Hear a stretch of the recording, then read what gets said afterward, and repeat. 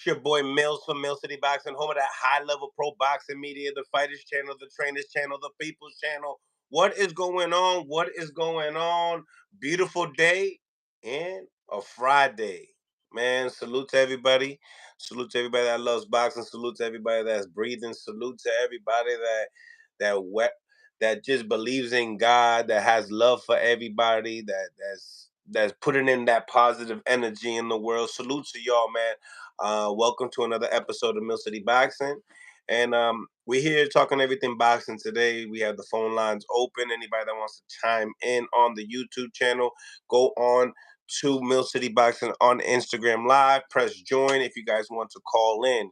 Salute to everybody on the live right now as well. Want to become a member of Mill City Boxing? The link is in the comments pinned in. So make sure you guys go out your way if you guys want to go and support on another level.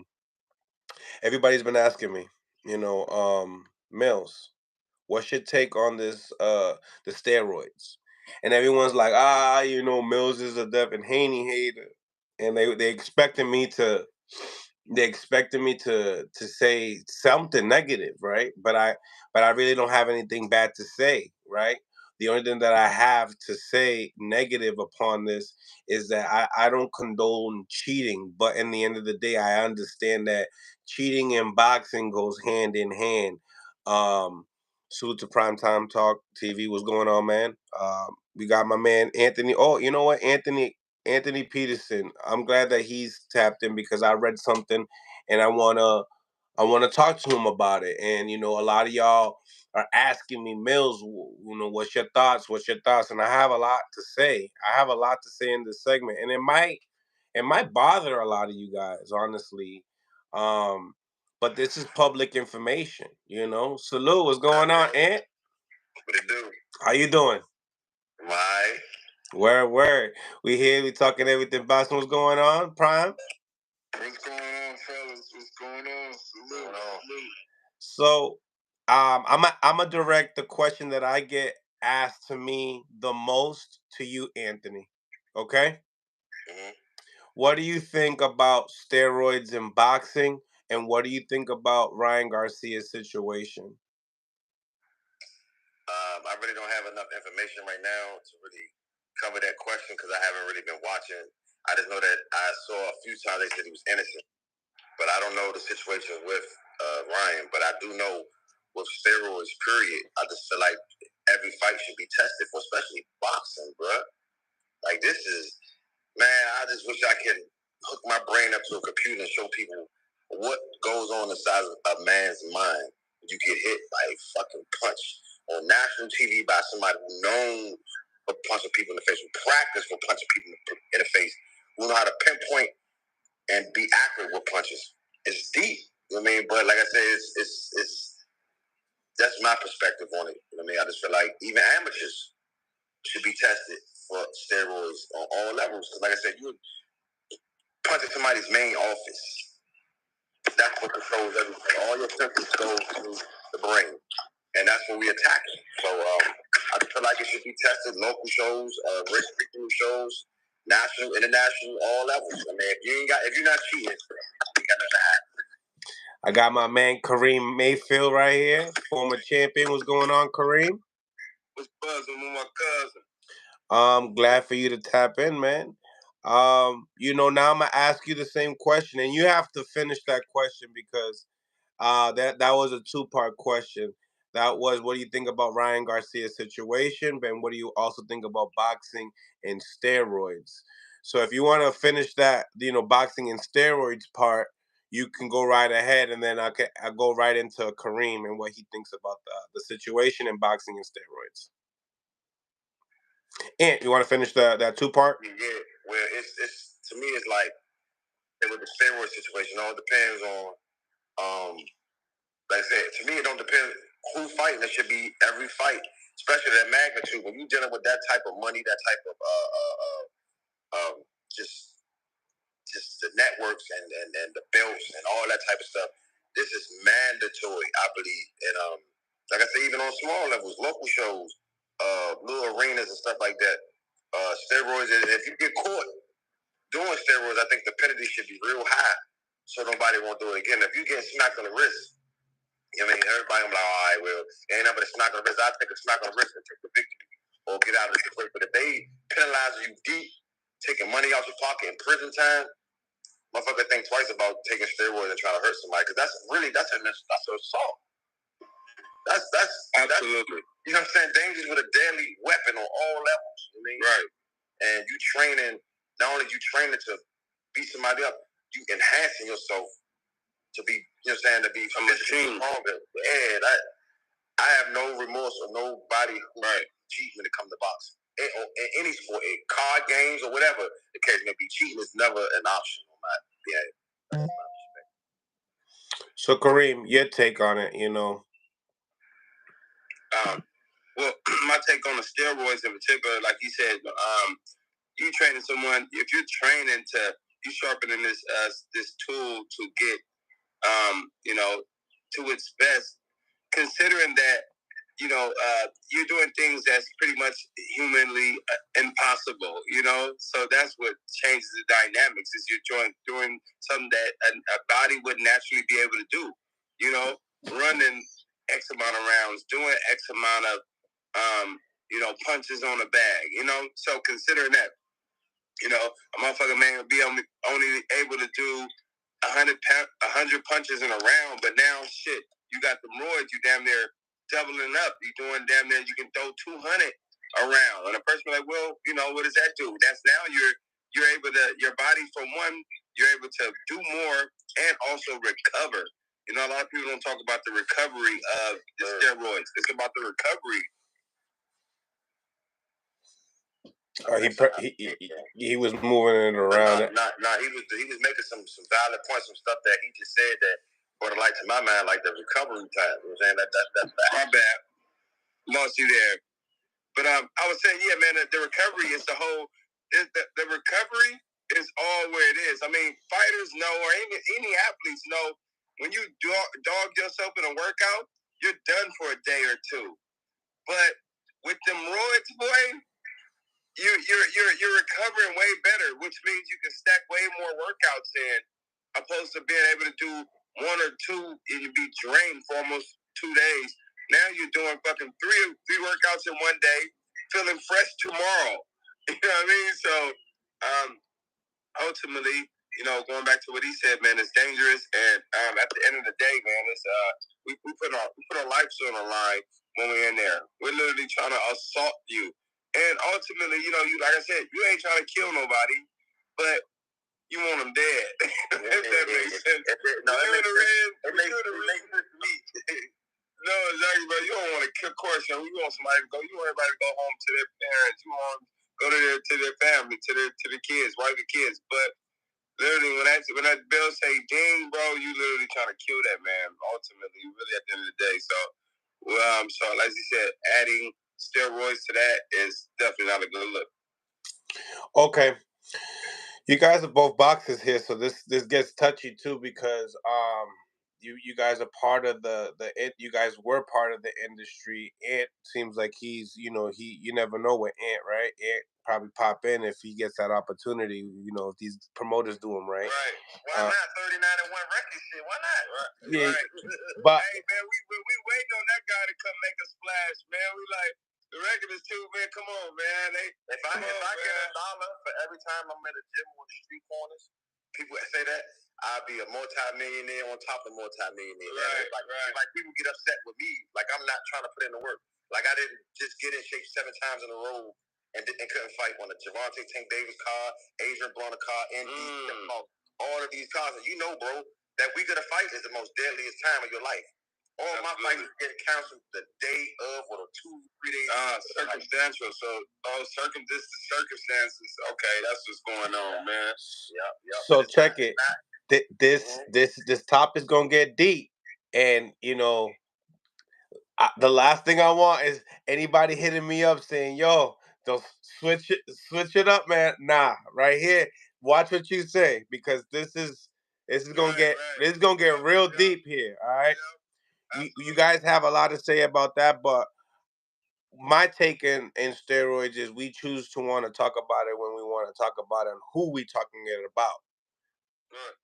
Have we heard a lot of legends get popped? Yup, for sure. And I got one that I was very disappointed on when I heard about it. And It's probably on the thumbnail. Yeah, and I won't say his name because I got so much respect and love. I have so much respect for I've called one of them. I called one of them. You understand? But at the end of the day, I had to keep it a buck. You know what I mean? And this is just public information. I'm gonna read what I seen. All right? Right. My favorite boxers. I'm gonna be real with you. It's like most of them are my favorite ones. If we're gonna talk about 'em, right? Here it is. I called one of them. The one I called today, my bro. We're gonna talk to him a little bit later, and we can get his thoughts because in boxing, sometimes you have a team around you that's Right. giving you things and you're not aware of. And a lot of people be like, "Nah, there's no way, Mills. There's no way." Yes, of course that's such a thing. Of course that's such a thing. But I'm gonna listen to everybody's story regardless. First one that I called probably like 30 minutes ago was James Toney.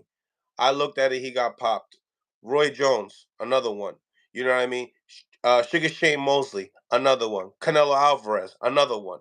You know what I mean? Eric Morales, another one. You know what I mean? There's a history here, but we choose to talk about it when we want to talk about it and who we want to talk it about. So now we're talking about it's Ryan's turn today. This is his turn now. And considering who he is as a social media presence, he's getting attacked a certain type of way. But in the same time, we have to also talk about politics and steroids because that's another that shakes the whole thing. That's like adding another dice to the game. You understand? Right. So go right ahead, guys, and touch up on that of all that stuff that I just mentioned. Go ahead, bro. You got it. Well, yeah. I mean, well, as far as to be honest, my initial thoughts was that Ryan actually put those allegations out himself. And the person like, why would he do that? Is because, man, he's a fucking troller. He's an Instagram influencer. So it's like, okay, after maybe a few weeks, the win over Devin starts to die out. How do you keep your name in a mix? Say he was busted with steroids, knowing that if I actually wasn't busted with if I wasn't busted or if I know I'm clean, it's a good look for me. Any news, any media is good media, what they say, right? Right. So now his name is still ringing. Now his name is going into months, and now he's looking to prove himself to be, clean. And just kind of going back to what Devin said, he did an interview. I think it was on ESPN, and he was just like, to be honest, I didn't like the way that he I didn't like the way that he assumed and kind of made it as if it was official, and he hasn't necessarily been charged or he hasn't been officially tested to say that it was positive. So it just with Devin saying, "Hey, well, man, then he felt I don't know, I ain't gonna quote him verbatim, but he was just like, man, he felt stronger than I've never been outclassed and all this." And it's like, damn, wait, bro, the allegations ain't came out yet. Damn. Maybe pump it. And then if it comes out, now it's looking like, oh, well, he was clean, and you never know. Now it's looking like he's just ultimately the better fighter, But my thing is, though, if a trace of anything is found in you, something was done. Where there's smoke, there's fire. You know what I mean? If it was a trace of cannabis in my shit, that don't mean I smoke, but maybe I was definitely sitting around some smokers. You know what I mean? So that's my thoughts on it. And I just feel like you said, it's levels to this. Ryan's social media, his popularity level is high, so people are going to attack him on all levels. But I must say this, though. I've been on social media since 2013. I've watched when Adrian Broner took his first L, how many people was dogging him, man. It was so popular. I've never seen something like this before with Ryan and Devin. Like, so many people is attacking folk. I mean, and especially with this so-called allegedly failed drug test or whatever. I've never seen so many people, a person so popular, so like watched every time you look at a reel, something got to do with Ryan Garcia. If it ain't Ryan, Devin, it's Ryan. If it ain't Ryan and Devin, it's Ryan. Ryan. Yeah. Like, wow. Like, that's deep. So I just feel like I said, I'm not condoning anything with everything's forgiven, right? That he did, like, overweight and the drug test, it's all forgiven. Because I think, like, all his craziness is overshadowed, like, the wrong that he's done, I feel like, right? I mean, it all depends on who's forgiving him. Like, me, I'm never going to forgive a person for but I'm saying everybody else is, like, with so much emphasis on, like, the crazy stuff that he does and his popularity. I feel like any other fighter, they would have gotten crucified, you know, for like, even having whatever it was that he had in his blood and, like, coming 3 pounds overweight, they'd never get the light of day. They wouldn't be on a crazy. Oh, that was. I know what you're saying. If that was a Floyd Mayweather or Terrence Crawford, you would have never hit the end of that shit. Yeah, any of our superstars that we got in boxing go through anything like that. Oh, good luck getting back in the game with that one. Exactly. That's what I was trying to say. So now, Ant, you said you will never forgive. I mean, now I mentioned all those legends. I mean, is that the same thing? Does that go that same route with those guys too? I can't really say because at the end of the day, I don't know whether they cleared themselves or not, or was it a mistake or whatever the case may be. Because if y'all noticed, when Lamont Peterson fought American back in 2011, so that yes. He had a failed drug test, and I'm glad everybody's here to witness it. My brother, I remember, and that's why I never jumped on Ryan the way that I did, because I know my brother. My brother is a fucking animal, and everybody always had a debate about the Peterson brother. No, let me tell you front and center, Lamont Peterson is a dog. He didn't ruthless football, basketball, boxing, whatever you put him in. He's going to be the best competitor, the best ruthless. I used to spar him, and I'm a light heavyweight. I didn't see him spar heavyweight. He sparred Riddick Bowe, and Riddick Bowe was in his heyday. This is facts, bro. I'm talking about Lamont is different. He ain't never. He was brought up on some steroids allegations some time ago. Then so let me ask you this right quick. Then how does something? But hold on. Let him finish, because I think he was gonna cook. But hold that question though. Ant, finish that. It was. I remember when Lamont beat Con in DC, December 10th of 2011. Yep. Everything was cool. Everything was velvet. I remember Lamont was about to fight Manuel Marquez, July 19th of 2012. But I don't know what happened between him leaving the house, him fighting Marquez, and then him coming back saying, "I'm doing a rematch with Amir Khan," and in Vegas. So I'm like, okay, cool. But we went to Vegas March 19th, and they had made Lamont take a sample. I remember the sample. Lamont peed in the cup, but he didn't seal it up like he's supposed to. And that's when they came out saying that Lamont had a testosterone in it. Some stuff they were saying that he had. But it was. I know it was nonsense. It was a lot of stuff that was rigged. But when Lamont cleared it, so it became clean.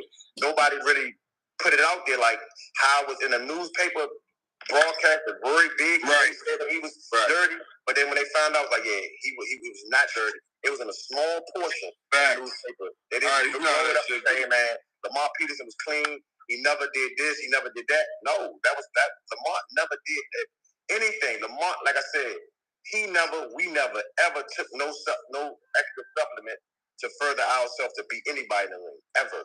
Never. That you are aware of. That what you were aware of. Yeah, that I was aware of. Facts. Now your question, what was that, Kareem? Hopefully you didn't forget it. Well, no, I was just wondering as far as like how does that come up? Like, like for them to, like, how are they fucking up like that? And then is that like defamation of character? And that's still a 2-part question. I mean, and then just recently, the shit happened to Alicia Bangardi. You know what I mean? And she was, and they found out that she was clean. But I'm like, how is this happening? And like, how are they putting these allegations out before it's actually official? Yeah, because when they do those tests, they seal it up. It's like some real deal stuff. It's like pretty heavy duty stuff. They come to your house at a random time and So it really shouldn't be any mistakes unless, like I've heard Victor Conte. I heard Victor Conte say like sometimes, like I seen him. He said on the interview sometimes like supplements you take and stuff like whatever they're right. See, put your face on the camera so the YouTube can see you. Mm-hmm.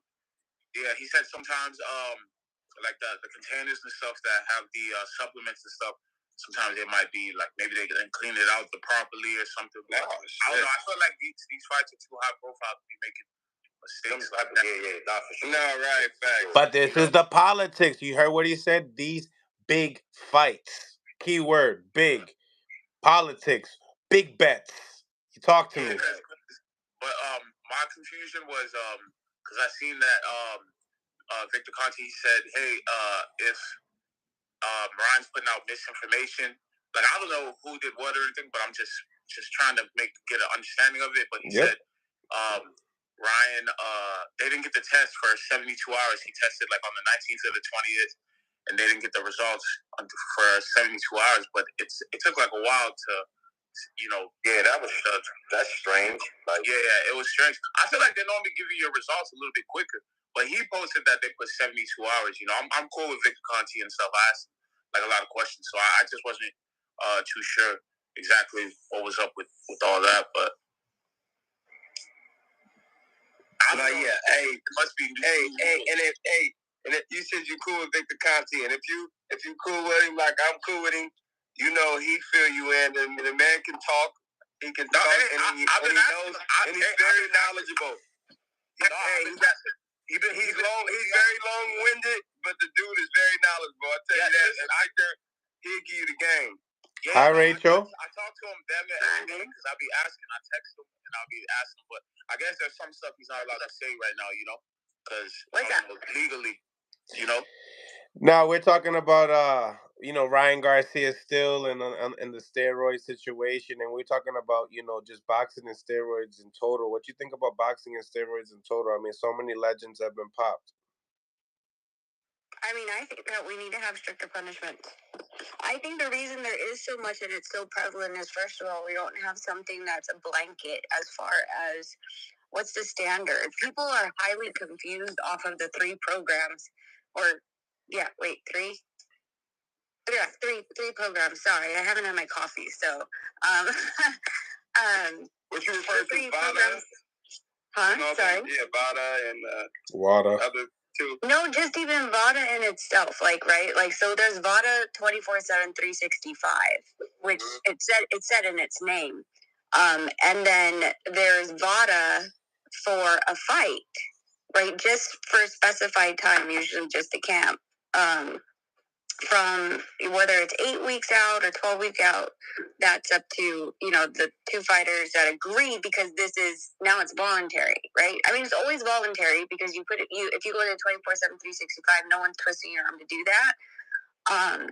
But then the one that's leading up to the fight is two fighters that are like, listen, only for this specific period of time for this fight. That's it. After the fight, you're not going to just show up at my birthday party and decide to test me. Then there's the World Boxing Council, the WBC CBP, Clean Boxing Program, which is the top 15 fighters of all weight classes and both genders are in the pool to be able to be tested 24/7, 365. But if you're looking at how much money is going to be had to test that many freaking fighters in the top 15 of each weight division, you could go a year and not get tested even once under that program. So I think people get confused with all those three different programs to begin with. But my whole thing is, I don't know if you saw, Mil, on Twitter, yesterday, there were some people, I was talking about just math, right? And someone asked me about IVs. I was like, nah, in New York, you can't use IVs. It's illegal completely. And VADA has 100 ml every 12 hours that you can do. And they're like, well, so what does that say anything about Ryan? I was like, what are you talking about? And I guess they pointed me to the direction of the episode 1 of what is it called? 40 days before the fight. And I guess Ryan was hooked up to a 250 ml bag from what it looked like in his hotel room. He was already in VADA then. And then also it was in NYC, and NYC doesn't allow it at all. So I think this is just getting a little bit really ridiculous at this point. Like, how many things Ryan's going to have to fight against and prove at this point why he was, like that. I'm going to put you on mute real quick. My dog's angry. Hey, is there ever blood testing for it, or in particular, or does any of the agency do blood for and the testing, or is it all urine? No, it's sorry. Go ahead. You could go ahead. Oh, no. It's okay. Go. Yeah, it's random on both, like when they're going to test the blood. Like, okay. So sometimes they come and test just urine. Mm-hmm. I feel like it's always urine, but then when you see two people show up, you know for damn sure that you're getting blood taken because one of them is the blood person. Okay, yeah. I just speaking of Victor Conte just like really within a certain period of time, you can run a train. You can run a train through your urine system, basically, saying that it can go undetected. With the urine, it's not as official as the blood. My question is, though, like, how close can they give you a blood test to the fight? Because if I got a big fight come up, I'm not trying to give not a drop of blood. Like, I don't know if anybody can answer that one, but do you know if they have because I know with the urine, they can damn near pull up a day before the fight. Day up. But with the blood, do you know if they can do that shit within a few days, or does it have to be weeks? I mean, that's an interesting point because I think that maybe that when you're signing up for VADA, you specifically say, I don't want blood taken, right. Whatever you're saying, because I never even thought about that. So I never, put in that, I guess, disclaimer right. Because I'm pretty damn sure Nonito's never had blood like the week of the fight. Right. I'd have to go through like my 50 freaking VADA results test to see like if we did. But when he wakes up, I'll ask him and I'll ping Mo. But I'm pretty sure they never did because they know that the fighters are cutting weight that week. Right. Oh, you messed with that Team Daenerys? I'm his wife. Oh, hey, wifey. His ex-girlfriend. All right. Oh, it's all good. That's my guy, Team Daenerys. I'm from the Bay Area, so I fuck with them real tough. Been knowing them for quite some time. Absolutely. So I know she's knowledgeable. Well, what was the thing Victor was saying about he was like maybe Ryan had took a little bit of whatever he had tested positive for, and then it probably didn't show throughout the camp until he cut the weight. And sometimes it pops out or something. See, when you talk to me about half-lives and how long it stays in your system, that's something I'm not knowledgeable about. And I've been damn known because people are like, can it help? I'm like, bro, I don't know. I don't do steroids.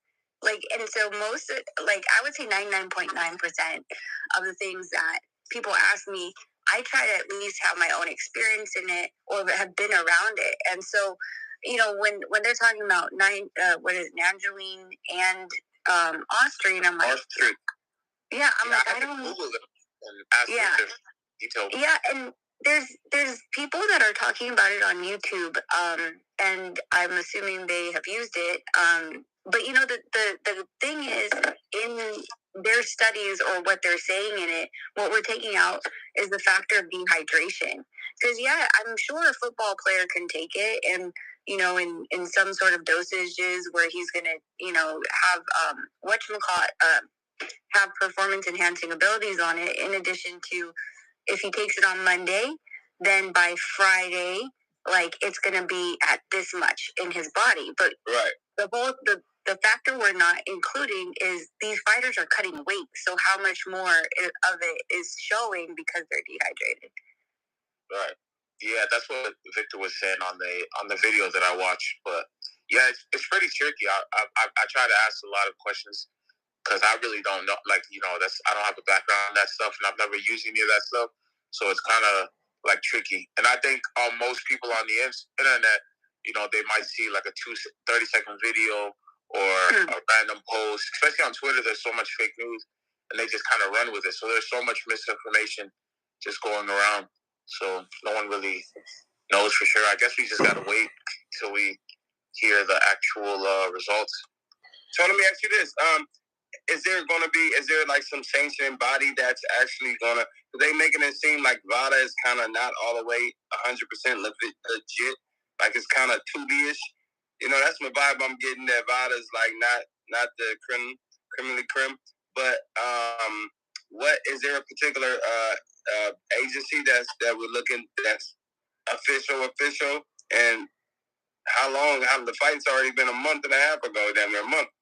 Like, do you know how long you're supposed to wait? Is that going off of what Espinosa said too? Like, the commission, you know, they have like certain like labs that don't have what like Avada or a snack has and stuff like that. So they have a reputation of catching things that like the normal other people go through. Yeah. But then again, at the same time, you're good. But then it's like politics come into play. Am I right with that, Rachel? I'm kind of confused of the question, but I think if I understand the question, I think we need to clarify that VADA is just a testing authority. I don't know if you watched the chain of command video that I did. So it doesn't matter who they are. Like, they're just your freaking messenger. They're your guy from Uber that delivers your food. Like, if your food tastes like shit, that's not my fault, right? So the thing is the testing, the lab is WADA. So USADA uses WADA. VADA uses WADA. A lot of the collegiate sports use a WADA accredited lab. So that's the creme de la creme right now, is a WADA accredited lab. Now, I don't know. Someone was trying to argue with me that New York State Athletic Commission's lab is better, but first of all, New York State Athletic Commission is not doing the May 22nd testing. They're all going to Utah. Second, I don't know if New York State Athletic Commission is one of those commissions that use WADA accredited labs, because I tried to look for it on the website, but I couldn't find which lab they're using. So, well, I do know New York is definitely tough on all that shit, though. Like with the athletes, like, yeah, fighting in the back, like you can't have nothing in the back. Like they don't want you eating on a damn horse. You know what I mean? Menthol or something like. But like, yeah, they're pretty tough. So I definitely can see them using. But yeah, so it's WADA, it's USADA, and there's VADA.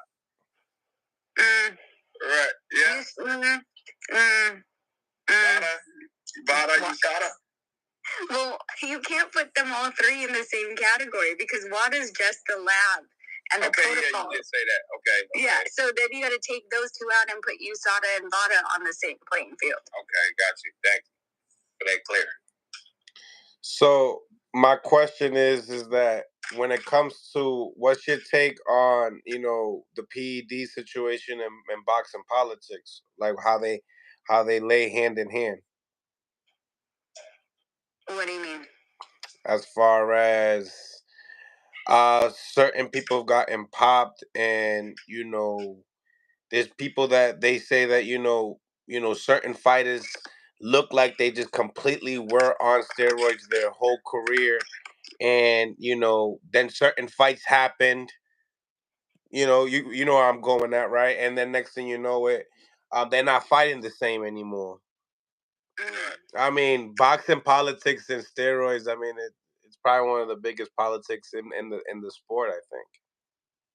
Well, I think that we should, first of all, it has to be adopted worldwide, okay? Because we are dealing with a worldwide sport. We have fighters from Mexico coming in, UK, and all that stuff. So it has to be adopted where a stringent drug testing protocol has to be in place. It can't be voluntary anymore. This can't be an item of discussion and negotiation when it comes down to a fight contract. You should be required to be in, you know, yeah. So, and then I think on the other side, we have to have one general, what's it called? Punishment list that tells you, okay, if you have any of these substances, this is your punishment. This is how long your ban is, and this is how much we're going to take from your purse.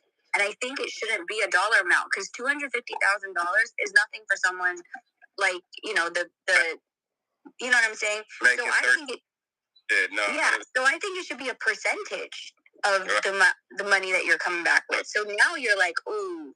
Now you're getting hurt. Now it hurts. Yeah. Right. So I think we have to do that if we're going to really change it. It has to go off of a percentage. I like that. Yeah, because when it comes to politics, people are going to just pay the fine. The top dogs are just going to pay the fine and still do what they want to do, you know? Or find a sponsor that'll just take that bill. That's exactly what I meant by that. You know what I mean? And you said maybe percentage. I mean, that might not even help either, just by how much these guys are getting paid. No, it's got to be a big.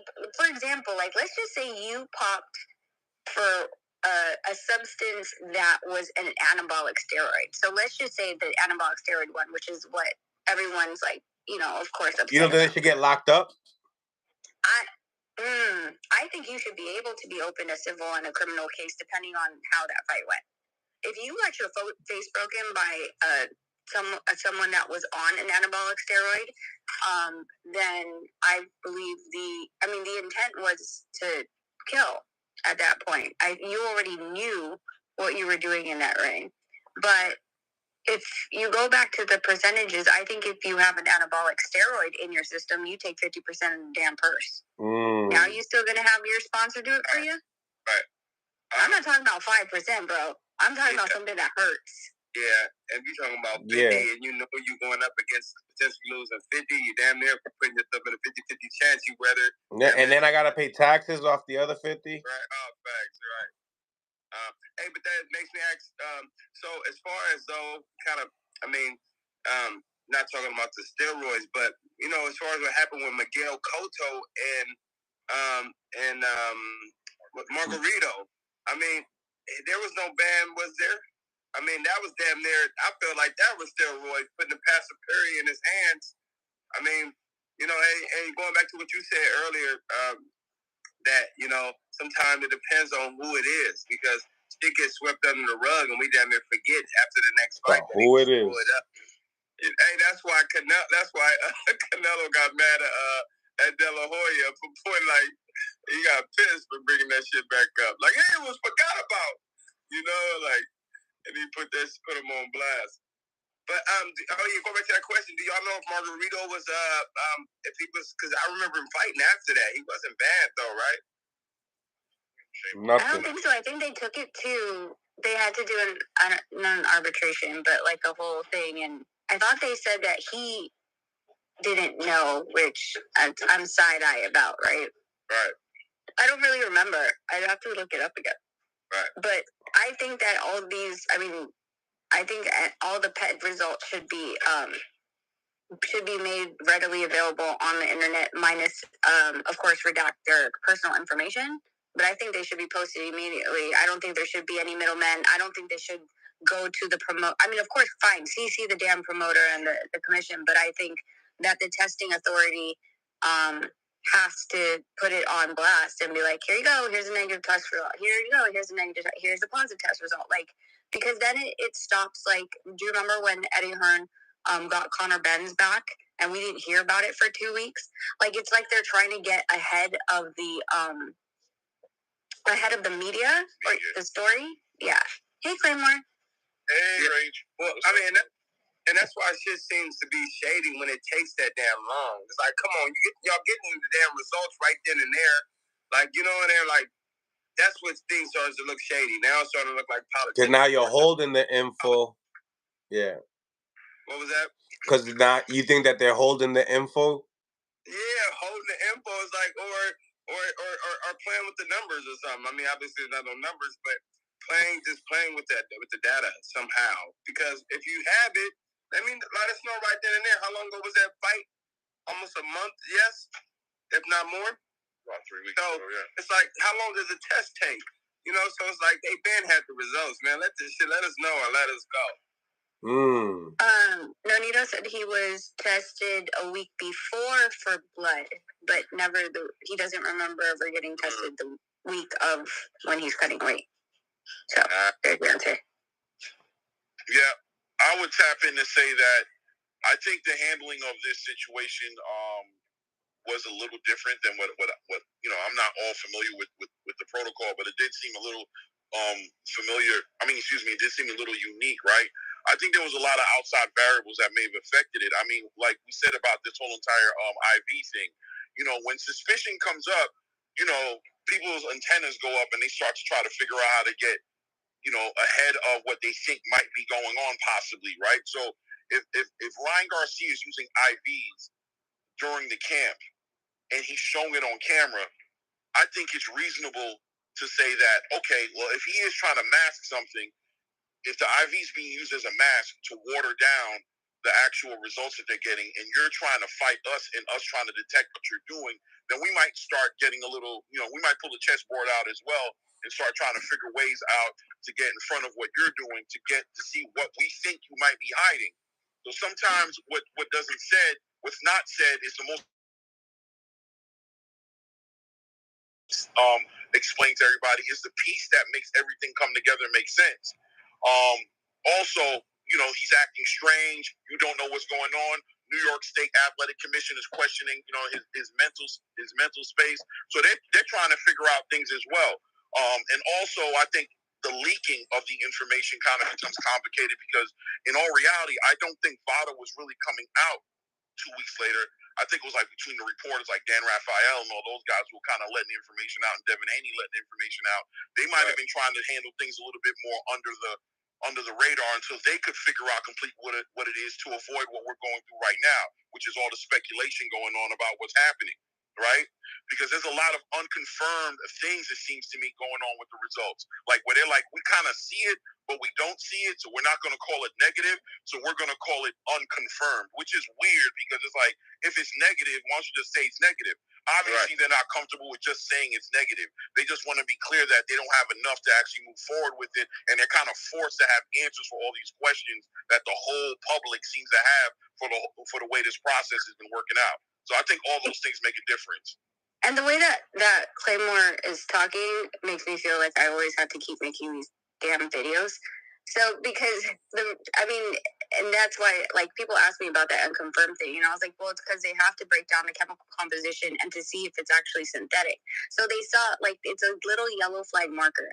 So basically, they're popping for the metabolite of said product, and then they're like, this is popping, and it could be this. And they're like, we need to do an IRMS, I believe is the one, or IRSM, I can't remember. As far as to go deeper and make sure that it's the synthetic testosterone. And when they did that deeper test, they said, oh, it's not. It's the same thing that Osterine, when it was back in 2018. So I think it's funny that people are using this as an argument now. Osterine and another compound has the same metabolites. And in 2018, WADA advised their labs that, listen, all of these compounds all have the same metabolite as Osterine. So you can't just test. So when you see the yellow flag marker of this metabolite, you have to go and find the parent compound drug and look at the chemical composition to completely verify that it's Osterine and not any of these other supplements that are also giving the same metabolite. But basically, it's not a red flag out the gate. It shouldn't be. No, it's a yellow flag. A yellow flag. Right. You go. Okay, that makes sense. Interesting. Like it's a flag that just basically says pause. Like look deeper into this. That's all.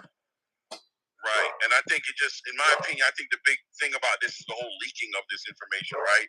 Like VADA and WADA and the New York State Athletic Commission and all the sanctioning bodies who actually hold the last word on it, kind of looks like, from the outside looking in, it looks like their hands were kind of forced on the way they're sharing the information, which could look messy from the outside looking in. It could look messy, but it's like, okay, now this has been leaked out there, so we're kind of forced to like have some answers. So they're giving gray answers. They're giving answers that are like, we're closing on it still. We're not there yet, but here's what we have so far. And everybody's like, what do you mean this is what you have so far? Do you have it or don't you? And it's like, well, we kind of don't, but you guys kind of know more than we wanted to share. So this is what we got for you. Now, well, that's the thing is that what the problem is with X and what we're so on fast pace that I don't know if Dan Rayfield has like the one that you can Twitter longer or X longer. I don't know what you call it anymore. But I think they need to give more information because the thing is people just get it and run with it and they're like they don't understand. And because VADA can't talk about the situation, they're only allowed to release information to the disclosed parties that are on the form that you signed in the beginning. The two parties, right? You're looking at Haney's side and Ryan's side. They don't know. For example, Ryan will put out something, but he doesn't know what Devin has. So that's why you keep seeing like this kind of little, well, what do you have? I'm going to say it's a billionth of a nanogram. And then Devin's coming out and is like, bro, you were at 6 and the threshold was 0.1.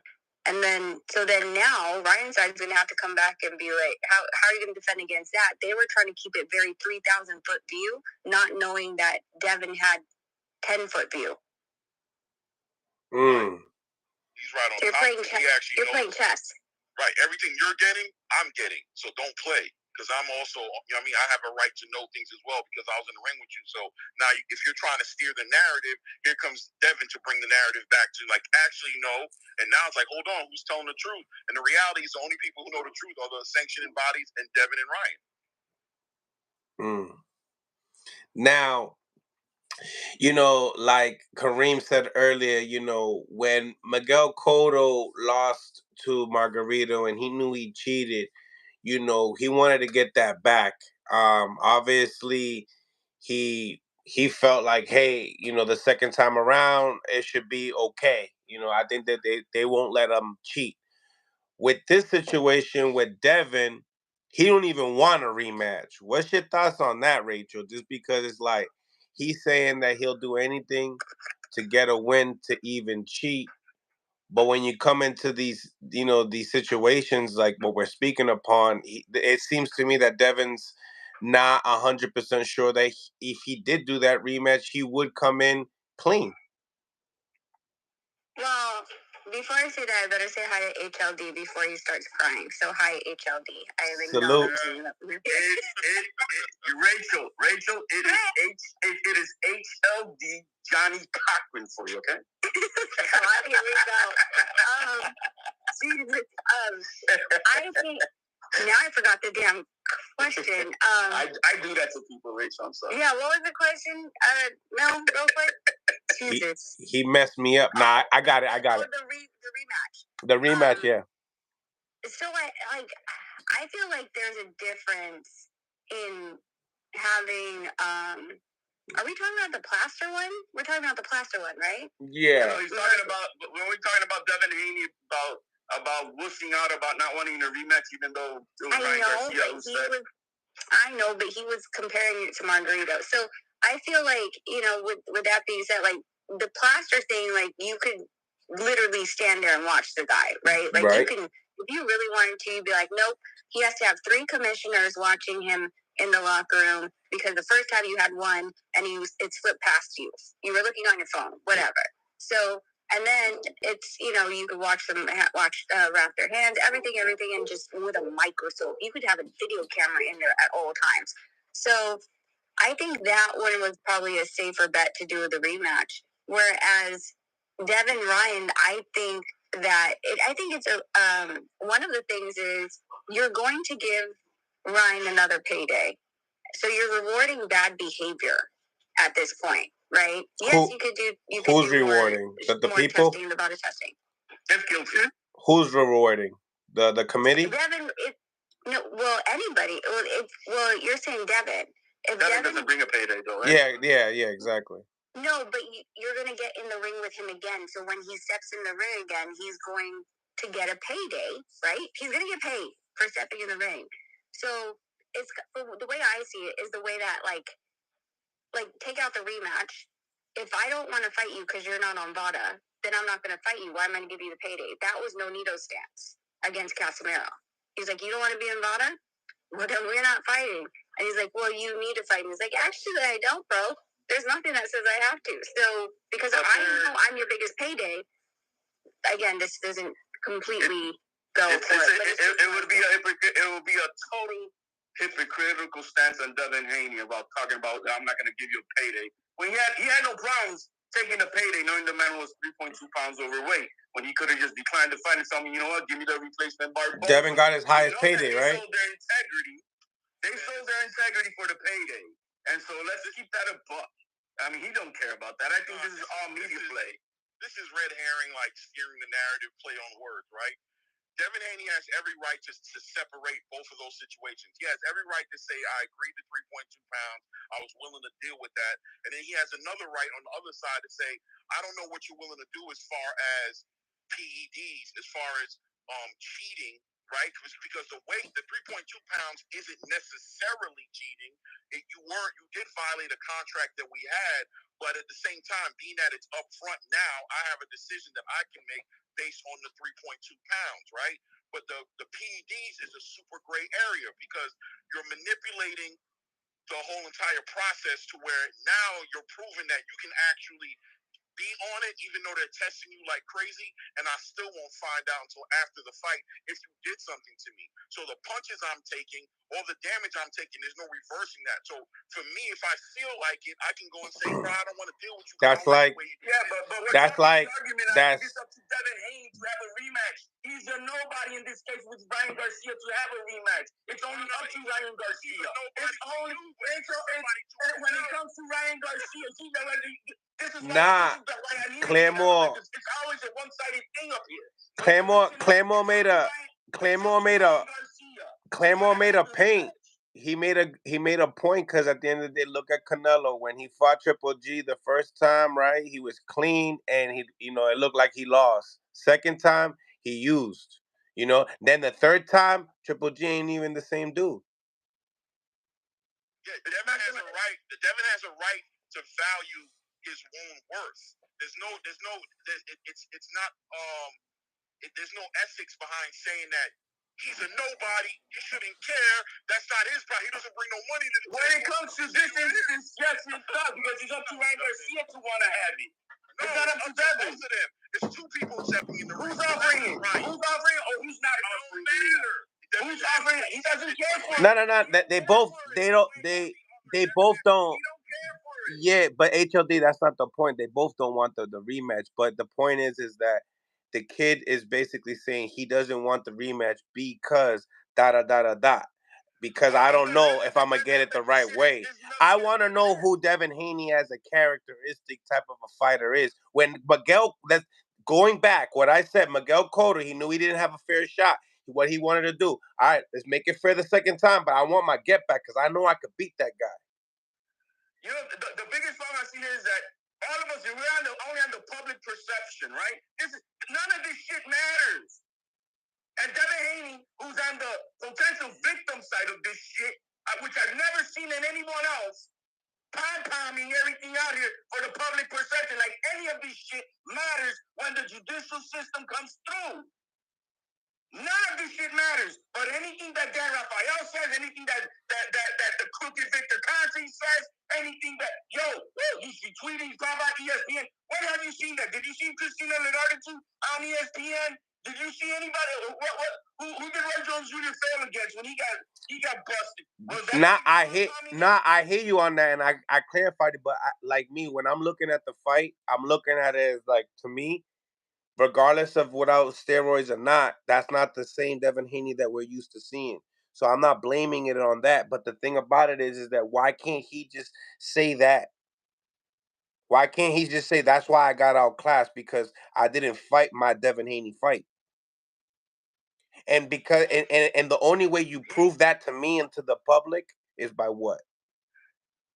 My opinion, why he fought the way he did, he went. That's not the thing though. That's not the thing because now you're pushing the goalposts.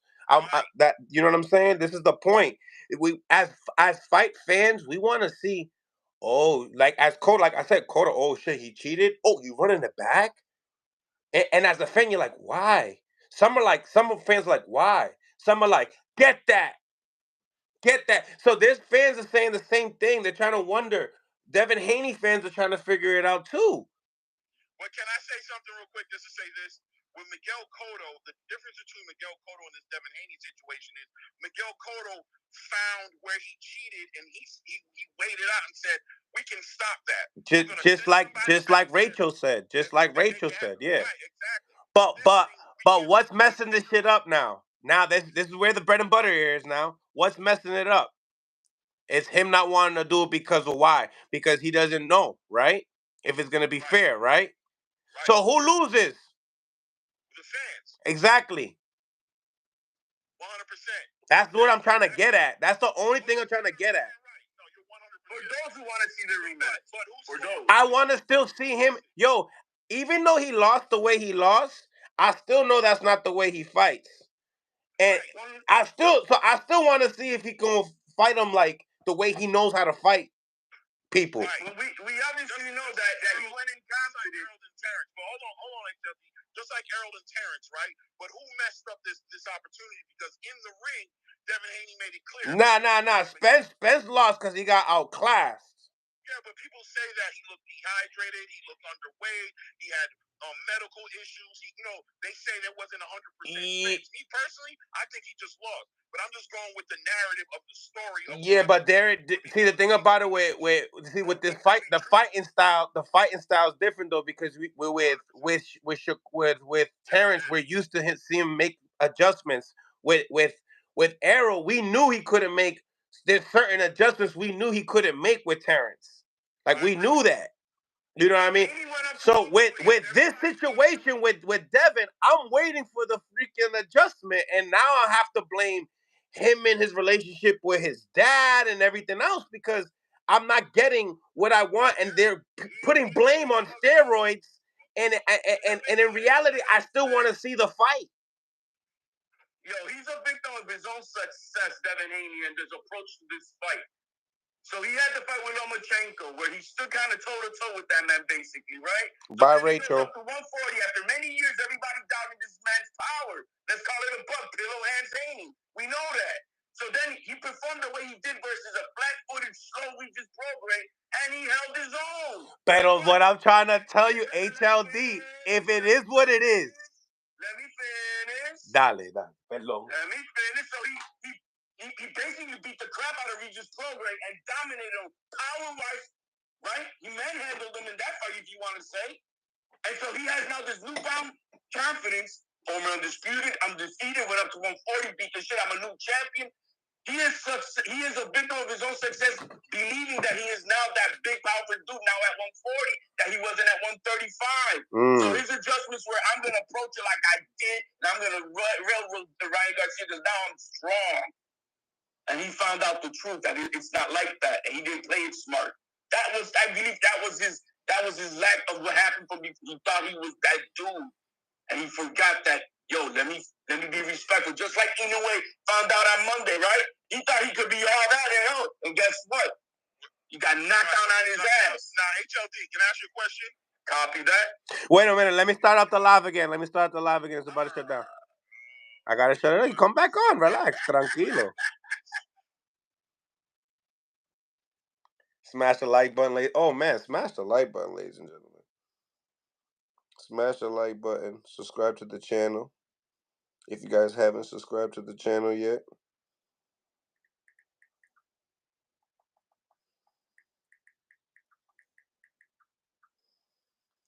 I'm gonna let these guys cook for a little bit.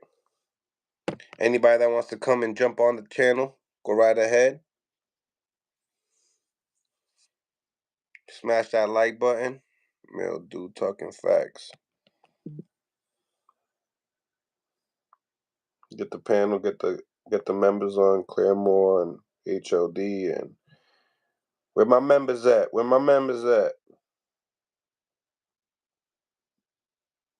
right. They coming. They on their way. All right, you guys are back. Word up. Go. Say what you was going to say. I was going to say, HLD, respectfully, you my boy, but are you done yet? Because you're painting the whole entire picture. That's what you've been doing, Claymore. Are we done? That's all you've been doing. Yo, you know what this is going to make me do? All I've been hearing is the coordination of all you panels. The Haney Crybaby panels, all in coordination. All in coordination. With the same talking points. With the same fucking talking points. Bunch of parents.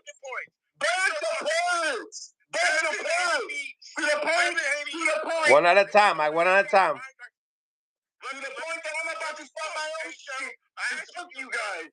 Your food has already been tasted by the chef. Chef, you got to taste his meal. And guess what? It's my turn. It's my turn. Dan Rafael's on the back foot.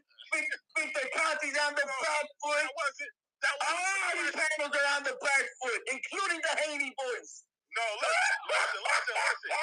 Listen, Mill City had a question, and you didn't answer it. What was the question? He said he wanted to know why he can't see Mill. You wanted to know why we can't see this fight. You want to see this fight because you didn't see Devin Haney fight the way you know Devin Haney fights, right? You want to see it for that reason. And the answer to that question is simple. It don't got to be a mile long. It's because there's PEDs involved. And when PEDs are involved in the conversation, that's why we can't see this fight. Devin said he wanted to do the rematch. Whether you think he could win it, not win it, how he approached it, his strategy, it doesn't even matter. All that matters is that ever since PEDs got involved in the conversation, the fans lose. And that's what happened. And that's why we need to tighten up on PED usage in boxing. It ain't got nothing to do with the reasoning. So, but then answer the question. You answer Devin Haney, but answer for yourself. What do you want? What?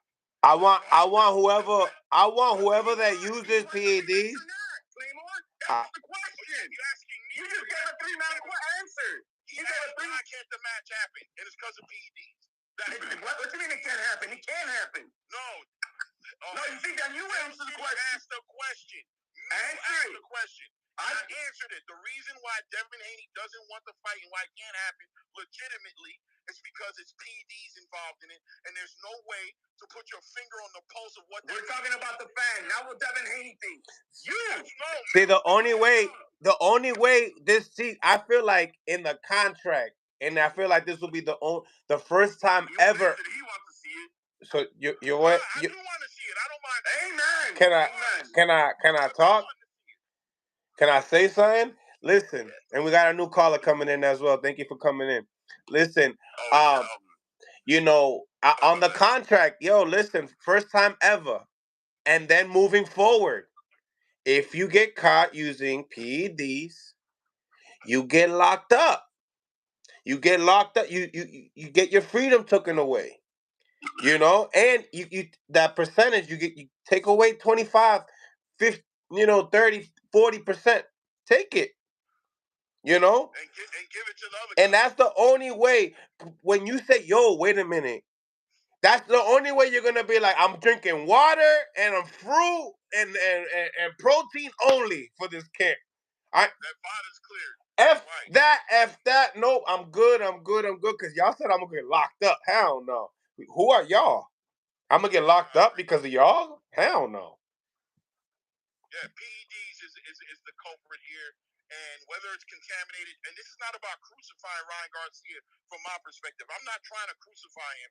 I'm just trying to take it more seriously than sit here and be like, oh, the system is corrupt for years. You know, you can't believe nothing they say. It don't make sense. And then what are we doing? We're looking at that up here. That's what the narrative is. No. We're talking here on the panel. But I am trying to give you a bigger picture as to why it's important for this to be taken seriously. I'm not saying you're doing anything specifically, but I am saying in the bigger picture of boxing, if we don't take this as serious as we're supposed to take it, it opens up the Pandora box to a whole lot of nonsense. You understand? Was it taken seriously before? I don't care. If you're willing to take someone's life away for taking that shit, then you should be willing to be able to law enforcement take away your freedom. Take away your freedom. Penalties and all that stuff. subject. But to put it on the to be honest with you, that's the only way that the narrative gets closed. Because if this is going to be a running narrative over and over and over, and it will never stop unless the top of the top changes it, and that's it. New York State Athletic Commission cares about all the narratives? No. Do you think that there are? So then, what's the point of Devin Haney being the potential victim of this? Let's just be clear. It's a potential victim of this. Okay, I'm cool with that. Pom-pomming like nobody else before. What do you mean? How's he pom-pomming? I don't even know. Yes. When have you seen somebody else who fought a fighter, lost because of he had a loss? Even nah, he's right. Yo, HLD's right, because I remember doing an interview with Chris Verderdum. I don't know if you remember. He fought Boots. He fought Conor Benn, and he got knocked out by Conor Benn. And we were talking about steroid abuse and how he felt like Conor Benn was on steroids, and he was on steroids, but he was talking about it while he was in there of how hard he hit.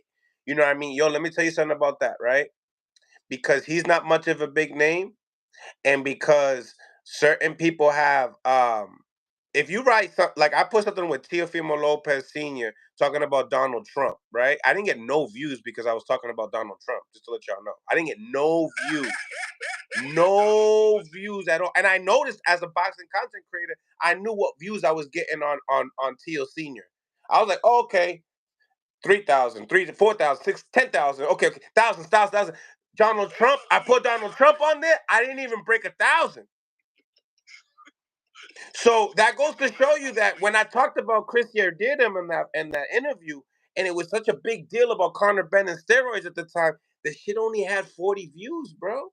Hey, what does that mean though, for you, Mills? Does it mean that your audience is? Hey, I don't know which way to go. Are they pro Trump or are they pro Biden? Nah, but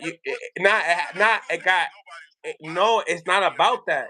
It's about that whenever Trump threw something on Google that was negative or something like that, it did, or Biden or whatever, it didn't pop up.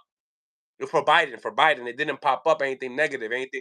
So when the campaign came, a lot of people were saying that was the advantage that Biden had because people didn't like the way Trump was moving. You know what I mean? He was moving with his money. And that, so then we're getting into like American politics. So let's boxing politics is already too much.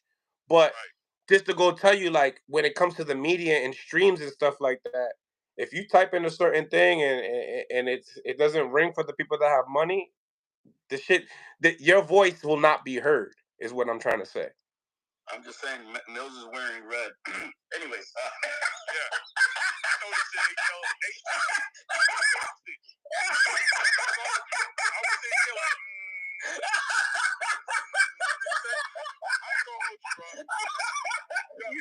But you see how you see how false narratives and false equivalences y'all get pushed. Mill wants to make America great. Yeah, you see, this is why I hate when everybody starts bringing up shit that has nothing to do one with the other.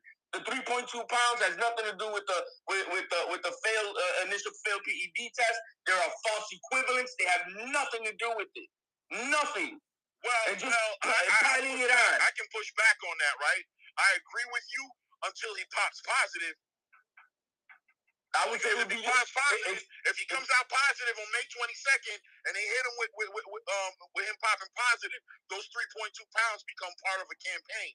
I don't think so now because if you understand it, if you understand how because you're talking something about you don't understand how it works. What do you mean? And so you're just adding it on.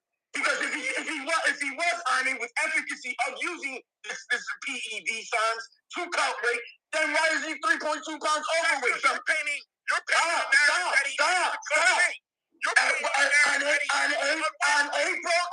On April 8th, Mauricio Sulman posted Ryan Garcia's weight. He was at 146.5 on April 8th. Okay. So how much weight is he on April 8th? Okay. 146.5. So what weight are we talking about? He didn't, what, 3 pounds? Come on, man, stop it. That's not cutting weight. That's taking a mean shit. Listen, his charges, if he's charged, or I'm not going to say charged because he's not going to jail, But if he's found guilty for using PEDs, nobody's taking into consideration 3.2 pounds. That's not what I'm talking about, right? That has nothing to do with it. But I'm saying public perception. I'm saying public perception will bring it full circle that this man went to extreme measures to hurt Devin Haney. And it will include everything they think he did. That's your perception. And if you're pushing that, that's what you're trying to educate. I'm not pushing it. I'm just keeping it 100 to what. No, that's where are you getting it? Do you believe that perception? All right. Do you believe that perception, Claymore? Hold on. Claymore, Hold on, both of you guys. Hold on, guys. Hold on. Boxing Kings 101. What's going on, man? I want to get your take. We completely. Hold on, HLD. Damn, I said hold on like 4 times in a row. Listen, we got a new caller. Welcome to the show, Boxing Kings 101. What's your take, man? What's on your mind? Oh yeah, hey, thank you for letting me up, Mill. Absolutely.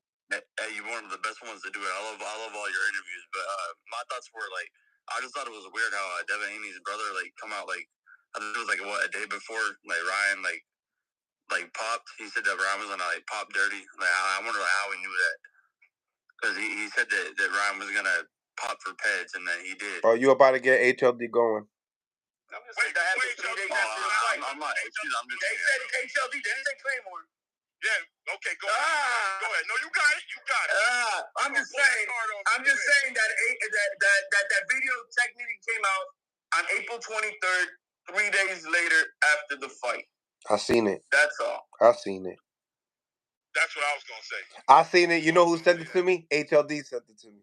HL tried to steal my thunder. Nah, HLD quick with it. I ain't gonna hold you. I knew he was going to. That's why I don't got a channel, man, but I'm just subject. Just go to X and I'm cooking everybody. Everybody on the back foot because they're contradicting themselves like a motherfucker. He loves X. How did I contradict myself, HL? Put me on block. What did I contradict? Hey, Mill, do you think we're going to get that Spence versus Ryan next? Do I think we're going to get the Spence versus Ryan? Yeah. Nah. Yeah, and who do you got in that fight? Who you got in that fight? That's not happening. That fight's not happening. I don't think that's happening. I don't think that fight's happening. I don't want to talk about it because it's not going to happen. I mean, I know Ryan posted it. He said August 10th or something, but I mean, he could just be doing that for I don't know. But he did post a date. He's sitting here dealing with PED investigations, and it looks like if it pops on, he doesn't even know if he can fight on August 10th. So it's a pump fake. Yeah, true. Ryan Garcia is making a pump fake. He's deflecting. But when he wins, why is he deflecting? He's not suspended. He's deflecting because he's trying to make it. Ryan Garcia does not care about the sanctioning bodies or the New York State Athletic Commission. He doesn't care. What he cares about is his followers and steering the narrative and controlling the way this thing looks according to the public persona. That's what he cares about because he's on.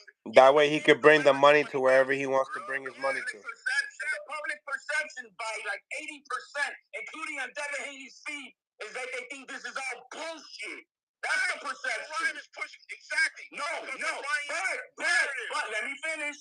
But Ryan Garcia has been front and center about this topic. Center making fun of it. He declined. He rejected it. He's not hiding. He's not hiding behind statements. He's not hiding behind PR statements like Devin Haney did. He ain't doing none of that. You like my shoulder roll? Yo, he's playing, bro. Hey, no doing that. The Philly show. The Philly show. You see my Philly shell? The California show. Watch your kidneys, man. Watch your kidneys, bro. If you want to do that, make sure you get the right person to train you. Man, you don't have to. It doesn't matter, bro. We're talking with some pillow sisters right now, man. It don't matter. You know it. Come on, man. Get up in here. Get front and center. Yeah, I think HLD was one of the ones that said, "Yo, that shoulder roll worked. That shit works." Come on in. I'm just letting you come in. I'm gonna hit you with that left hook, bro. Go ahead. Come on in. I ain't like Devin. I ain't coming. I'm gonna sit right out here. Yo, you better get on that bicycle. That's what I'm telling you. You're fucking ridiculous. I love it, bro. Yo, let's get into some other boxing, man, because let's be real. Esto mierda, like I just do it for the people. I ain't gonna hold you, but it don't. No me interesa. I don't really care for it too much. Let's get into this weekend's fights, man. Kambosos versus Lomachenko. You guys seen any of the videos? Did you see the presser? Yeah. They serious. They serious. I'm ready. Lomachenko's gonna beat that motherfucker. He's gonna beat it. He's gonna beat that motherfucker's ass. Shakur says he stops him. You think he stops him? Oh, I said it. I think Loma makes a statement. I think he makes a statement on Kambosos. I think this is gonna be the first Loma we've seen in a long time. I think he feels some kind of way about the Devin fight. He feels like he got robbed, and he's trying to make statements. And he's not about that yak stuff, bro. He doesn't like it. He's not a part of it, and he wants to shut it down. He's gonna fuck him up, bro. He's gonna fuck him up. Loma don't know how to play. If he knows how he's serious, he is. He's not no antic type of dude. He don't know how to play, bro. He don't know how to, bro. Nobody taught him how to do it. Nobody taught him how to do it. You heard? He's dead. If he says he's serious, bank on it. Good money. Bring that bank to the check. It's good money. He's stopping that motherfucker, bro. He's stopping that motherfucker. That's all I gotta say, bro. I'm not gonna lie. I can't wait because I know it's gonna be it's gonna be nasty. Yo, y'all know where the line is for a stoppage? So Breadman shocked me with his prediction. Honestly, what did he say? HLD to be specific. Did he say Kambosos by upset? Because it's a what do you call that fight? It's a trap fight, right? He said it was a trap fight. Trap. Yeah, like a trap. Trap fight and because it's over there, they could do Loma dirty on on the cards. He said, oh yeah, he mentioned the Jeff Horn situation with Pacquiao. Yeah. He mentioned that. And then that's actually a good little bring up. He mentioned that situation because you got to go and think, who's bringing in more money? I mean, the Australians, the Aussies, or the Ukrainians? You know what I mean? But this is not going to, bro, Loma's not letting this go to the card. Hell no. Oh, I don't think he's not going to let it go to, if he can't stop him, he can't stop him. But I just think we get a new Loma, though, for sure. He's stopping me, bro. I think we're going to get a Loma that actually fights in the 12th round. He's gonna stop. He would have to learn how to fight in the 12th round. If he doesn't stop him, he's gonna really hurt him because Kambosos don't know how to be poised like that to beat a Lomachenko. Lomachenko gonna frustrate him and beat him. You remember back that Loma that used to that the fighters used to stop in the corner and go to the corner and not come back out. That Loma, Kambosos is gonna face that type of beating. He's gonna face a beating to where he's just not skilled enough to box with Loma, and he's not going to be able to bully Loma enough. Loma's going to walk him into shot after shot after shot. He's going to be leaking. I'm telling you, even if he doesn't stop him by a knockout, if his corner don't throw the towel in, at the end of the fight, you know what we're going to be saying? Damn, his corner should have stopped that fight. Boxing King 101, what's your thoughts on the fight? I mean, I think Loma's gonna stop him in the later rounds with a body shot. I mean, that's my prediction. Late round stoppage, body shot. I like it. Thank you for tapping in with us. Thank you for letting me come up. Absolutely, anytime, bro. Appreciate you. Salute. I'm excited for this fight, bro. Be honest with you, after I saw the press conference, I'm more excited than the Canelo fight on Saturday, man. I'm going into it. I'm not saying the fight. I'm saying just going into it. I'm more excited right now that it's what. Damn, we already. Is it Friday? I gotta say, seeing Loma with that fire in his eyes threw me off. I was like, whoa, that dude was intense, bro. He's dead serious. He was serious, bro. The face, the face I was, how they gonna have the old man trying to separate the fight? That's what the fuck. I was tripping on these motherfuckers, bro. Are they no real men out there no more? They're gonna have the fucking 90-million-year-old man trying to separate these two alpha dogs? They're like, what the fuck? They used what they had. They didn't know, bro. They just didn't know. They didn't realize. They didn't know Loma was feeling that way. It took Igitis and Klimas to. It's like Hamza in the building. What's going on, Hamza? Alhamdulillah, Rabbi Alameen. What's good, Oh, we good, family. We good. I'm hearing the verbiage like a motherfucker in this joint. I had a game with HLD today, man. I put my HLD out today. Man, that's bro, I got him leaking, though. I don't know. He's leaking over there. Why y'all HLD? What's up, Papa? I'm hearing all this shit, man. What are you talking about? I got low. Somebody stop him, bro. Throwing the top for Claymore, man. So you say you got Loma Hamza? Huh? You say you got Loma. How's he get the job done? Papa, he goes to the body, head, body work, angles, Papa, in the middle. He gonna curve the ball out. That body work attack. You with Boxing King, okay. Okay. Do the matrix on his ass. Yo, they must have forgot who Loma is, dog. Don't get it twisted. I think we all forgot until that face-off. That face-off, I remember Papa, yo, it was glued on there for a minute, dog. Do you think he's looking at that like a... Loma gonna run it with Shakur. Let's see where they at with it. You think he had the eyes like when you're about to go to Texas Roadhouse and you want to pick out that steak and shit? You know when your eyes are like that? Like, yo, I'm fed up with this bullshit. I'm about to show him who I am, dog. That's the eye. Yeah. He had that grown man shit going on. Yeah. He had the eye. Papa, the guacamole dulce. That kind of eye. He had the stare of a real killer. Whoa! Whoa! On the comments we got here. Yo, that's a different look, man. He came out of a war in Ukraine. You ever see those eyes, bro? I seen it all, motherfucker. Yeah. Yo. And it was like, you know what kind of eye it was? It was that you've been talking a lot. Yo, look at my boy Pete. Look at my boy Pete. That's why I say, man, when you talk a lot, Papa, you get slumped and you look real crazy, dog. Yo, now speaking of crazy, my boy Pete in the comments said Loma beat Shakur. Is that crazy? Ooh, no. Loma is Loma. I gotta see what happens Saturday. I gotta see what happens Saturday, and I gotta see what Shakur's gonna bring on the 6th. When I see that happen, I see where they're at, and if and we gotta also take into consideration, does the fight happen next? Because Loma's getting older. It has to be within a. But what happens on Saturday and what happens July 6th, that's gonna tell me who I'm gonna pick. I think. Or who I'm favoring at the moment. But I ain't gonna even hold you. I think what's gonna throw a wrench in all this is I think Tank calling Shakur out. I think Tank wants Shakur next. Whoa! I ain't gonna hold you. Shakur next? Man, I don't want to hear about no globetrotter, bro. I'm not talking about no globetrotter. Tank different right now, bro. Prove it. Tank looking different right now. Prove it. I know. That's what we're waiting on. Prove it, bro. He looks different right now.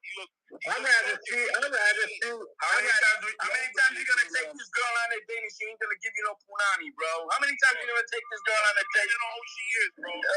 Bro. I mean, we've been at it now for like. No, Papa. After the second date, Papi, I'm out of there. But she gonna play. Neil. Hold on, Neil. I know the first two was crazy. So let's go. This time we can go to Now you know what it is though. That's the old mill. That was the old mill. When I'm listening to HLD's his energy, that's just bringing me back to like, you know what I mean, like 10 years ago. Let me hold that back. Now I wait. Now I wait a little bit. Yeah, you know, patience is a virtue, bro. Yeah. But we don't need to go on the expensive dates either. You know what I mean? She let you know, like we can do Cheesecake Factory. Like I'm going with Cheesecake Factory. Cheesecake Factory is good. Like what? Cheesecake Factory? Cheesecake Factory is good. I like pizza and Mexican spots too. Yeah, well, you can do that, but if she says she want to go there, you might be like, Papa, if she can't go to the bodega with me, she ain't the one. If she can't go to the bodega with me, she ain't the one. Mil said, I need a humble. She want me to. She gotta show me some humility. But the one that can go to the bodega and the one that can go there salsa with me later on after, she be the one too. But what if she's down to go to the bodega, but she want to win? Man, hey guys, you guys know it's different standards for different girls how you play the game. Because if you know she's a thot You just said, Mamita, we're going to go to the Taco Tuesday. We're going to get some whatever. I'm going to get it. Chill. You know? Netflix and chill with the DoorDash. Oh, that's the driving store. Yeah. Chacho. I've been with my shorty for 5 years, dog. We still go to the taco spot. Yeah, but I say, it's different. It's different manners. It's different, it is, you know who you fucking with. You know what I mean? I want my shoes off. We in the living room, we Netflixing, chilling, and we waiting on the DoorDash. But yeah, man, Loma was on that. Hey, have you ever seen that Mirko Krokop versus Wanderlei Silva, and they had this stare down in the ring, and Mirko Krokop looked like a murderer. He looked like a murderer, bro. He made Silva pee his pants for the first time. What they call Silva? The axe handler? What they call him? The axe man? Yeah, bro. You talking about MMA? You talking about Wanderlei? Yeah, look up the face after Mirko Krokop versus Wanderlei Silva. I saw that, bro. Mirko Krokop, he looked like a fucking straight up assassin, bro. He is. He was military, bro. Exactly, and that's why I'm putting it up to Loma. Loma's look like was death eyes, bro. Yeah. Like I see it. I don't believe you, and you've been talking crazy. And you've been talking crazy. Yo, he said he was gonna end his career to retirement, bro. That had to piss him off. Yeah, bro. I'm gonna do you dirty. And Loma got it in him. I can't wait to see it. Loma got it in him, bro. I'm telling you. I'm gonna be real with you. Kambosos is the biggest hype job ever. He beat Tio, though, nigga. Yeah, all right. The problem is right now. Tio, he beat Tio. Yeah, but he live off of that name though. No, he like that 80s what they call that 80s hip hop shit, one hit wonder joint. Yeah, bro. No. Hey, you remember when I hit the lotto 22 years ago, man? Yeah, that's You remember how I hit the scene when I jumped on the block after I hit the lotto? I take that joint back. He one of them disco one hit wonders. Hey, the only thing he mentions in that fight is, you know what I did to Tio? I dropped him in the first, and I won. He don't talk about two. He just the drop, and that's it. He don't want to say that, hey, man, I got my ass busted in the 10. None of that shit. Loma's gonna eat his food, bro. I promise you.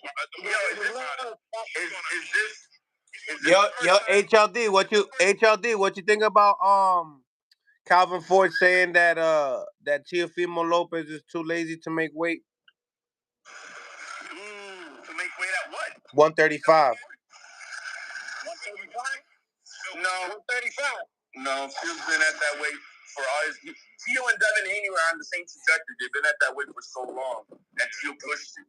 Yeah, and his body couldn't take it as long as Devin did. Yeah, for me, he's big. Like I seen him. Like pause. I mean, like I seen him. He's like my size. Like for 135, he's big. Who that? Tio? Yeah. Tio, a big. He a good size 135. Like wavy and shit, bro. Probably, man. What he lacks in height, he got on his shoulders. Yeah. Yo, Mills didn't want to say he's thick. You didn't want to say that? Mills didn't want to say he's thick. Yeah, he was looking for the words. He was looking for it. He was reaching. I think you guys think so dirty that it's not even funny. Don't get on us this way. No, but you know what, man? We're men. We gotta stop with this bullet. No, está bien. But now I know when it comes down to you and Claremont together, you guys are gonna have a sword fight or something. Listen, bro. Come on, this shit getting recorded, dog. Just flexing. That shit getting recorded. Hey, you know who said the perfect word for what Mills was trying to say? It was echo on your channel, and I forgot the damn word he said.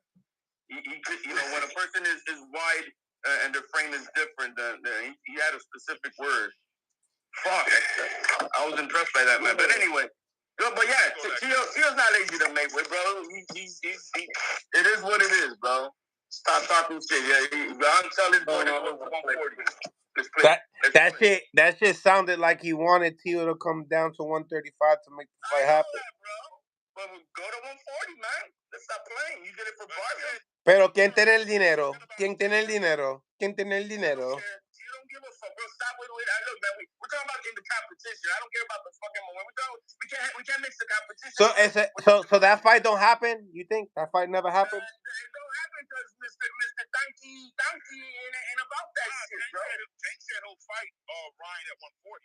He said he'll fight him at 140. Also, then he'll fight Tio at 140. I bet. I don't think he's dragging nobody nowhere. I think he's going to he's going to go get the fight done. He's gonna have later. That's all I'm gonna do. I'm telling you, I saw something different in Tank. Tank different right now, bro. You want to fight? I'm not gonna say that. It's true. I see a different, like side of him that we haven't seen much needed in a long time. But we'll see. Until he proves it, I don't believe it. Right now, he's fighting another B-class fighter. I don't see it. I need this. Bring it up, bro. Who's fighting a B? Who's fighting a B-class fighter? Tank. You mean Tio is? Tank. Oh, he said the Claggett. He said he's fighting the Claggett. All I want. Who at 140 could fight Tio right now? All I want is for Matias after his fight, for his hands to be put in the cubicle. I want it safe. I don't want no excuses. Leave it in the cubicle until they finish negotiations with a Teofimo Lopez. That's the next fight, right? Papá, nosotros somos los líderes, papi. I want his hands inside of a hammock.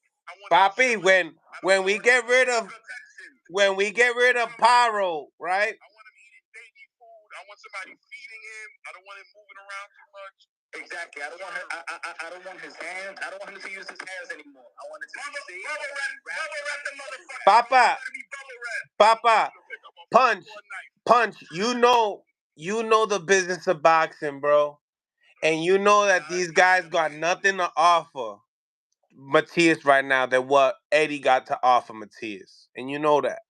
What are you talking about? What's he getting paid for final? 1.5? Papa, HLD. It's not about one fight. It's not just about one fight. All right, so then Mr. Mill City is under protection for the business from Matias, but we're here, we're throwing. No. I'm talking realistic. I'm talking about realistic. I'm not talking about your imaginary, your mind, or what would have could happen. I'm talking about, listen, what are the things that are possibly going to happen? Now, be realistic, de verdad. ¿Tú crees eso va a pasar? What, the fight? You think Teofimo Lopez is going to happen?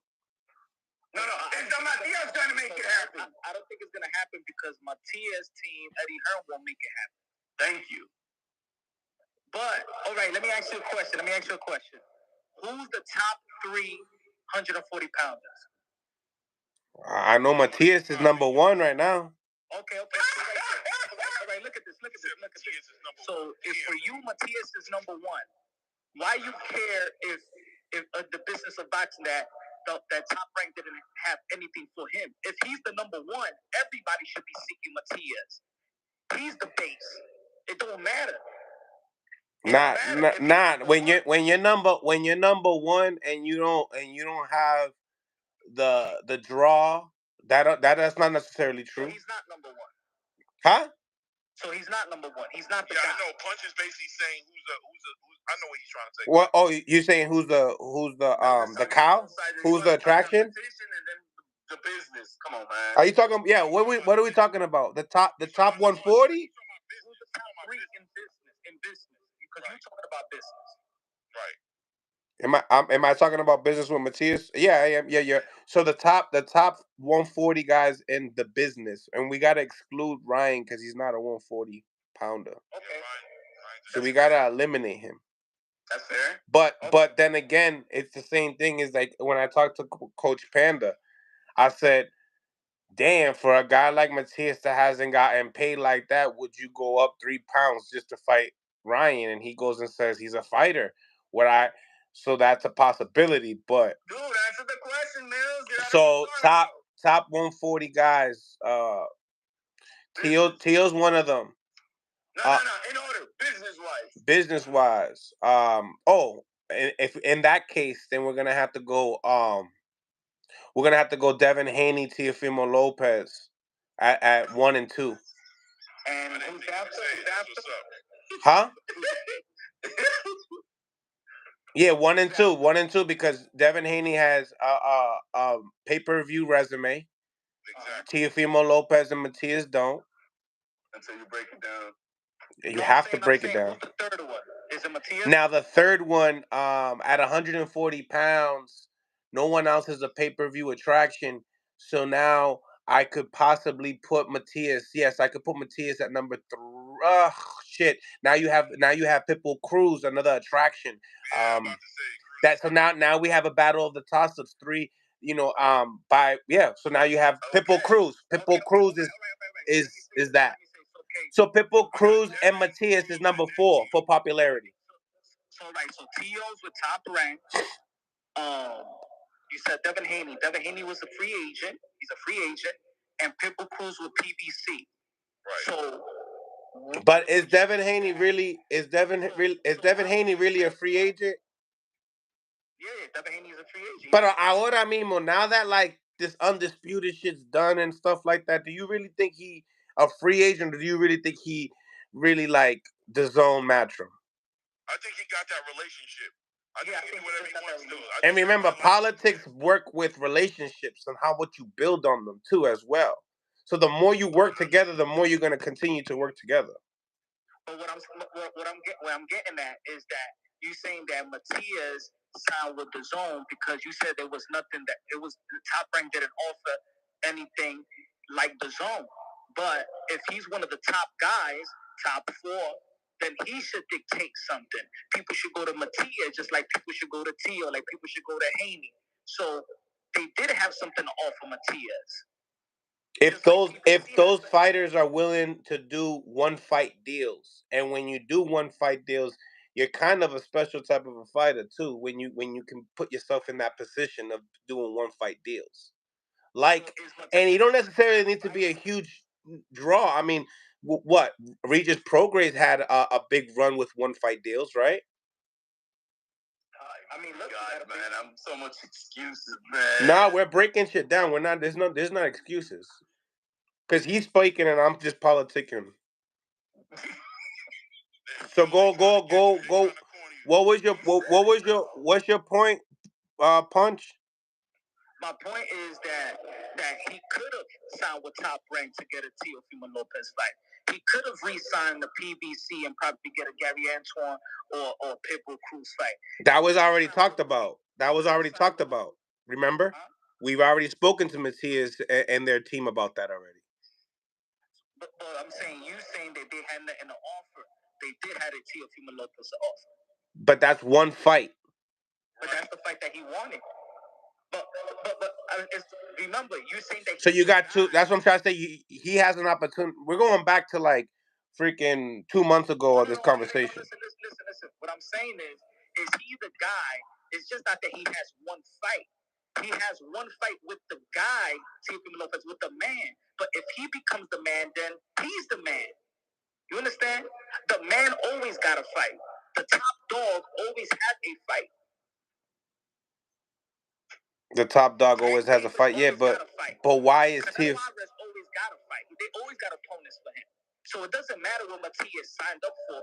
If you wanted a Teofimo Lopez, sign up with Top Rank, be Teofimo Lopez, and then be the guy at Top Rank. So let me ask you a question. Punch, because you're talking about the guy, right? And the guy that has not been on pay-per-view, that has been on big stages like Top Rank and that ESPN platform that's gonna get you a lot more views than if you go into the zone, right? But in the same time, look at that really closely here. Like, that's not much of a big difference of popularity we talking about here, because maybe these guys from Subriel Matias' team is saying, hey, maybe there's 3 fights that I could possibly do with Eddie that could put me in the stardom equal playing field with the guys that you're mentioning, because it's not a big popularity difference here. It's not like we're saying a Tank Davis or Ryan Garcia. We're not saying that. We're not saying anything of that. So when we talk about big guy, all that extra shit, there's not a big popularity difference between Tio and Matias. How would Tio been trying to leave Top Rank for how long? No. To answer the question, guys. Answer the question, guys. Top Rank. The man still has the highest fight dealing with Eddie. Tio has the highest rated of all the fighters on Top Rank on ESPN, including a 4.2 million viewership by Loma. It doesn't matter. So like, look. So this is what does. This is what does. I saw Matias fight in a cafeteria in Minnesota. Bro, the other day, bro, you could go and trash Matias all you want, right? But at the end of the day, what happened to the Sando Martin when they went to the big room? Do you forget about that talk too? You forgot?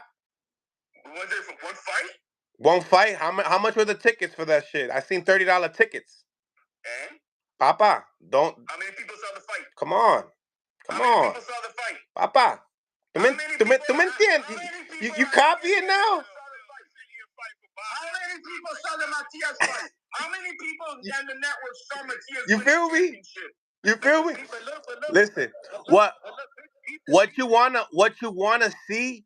I wanna see. A lot of people want to see free shit, but what about when you have to pay for it?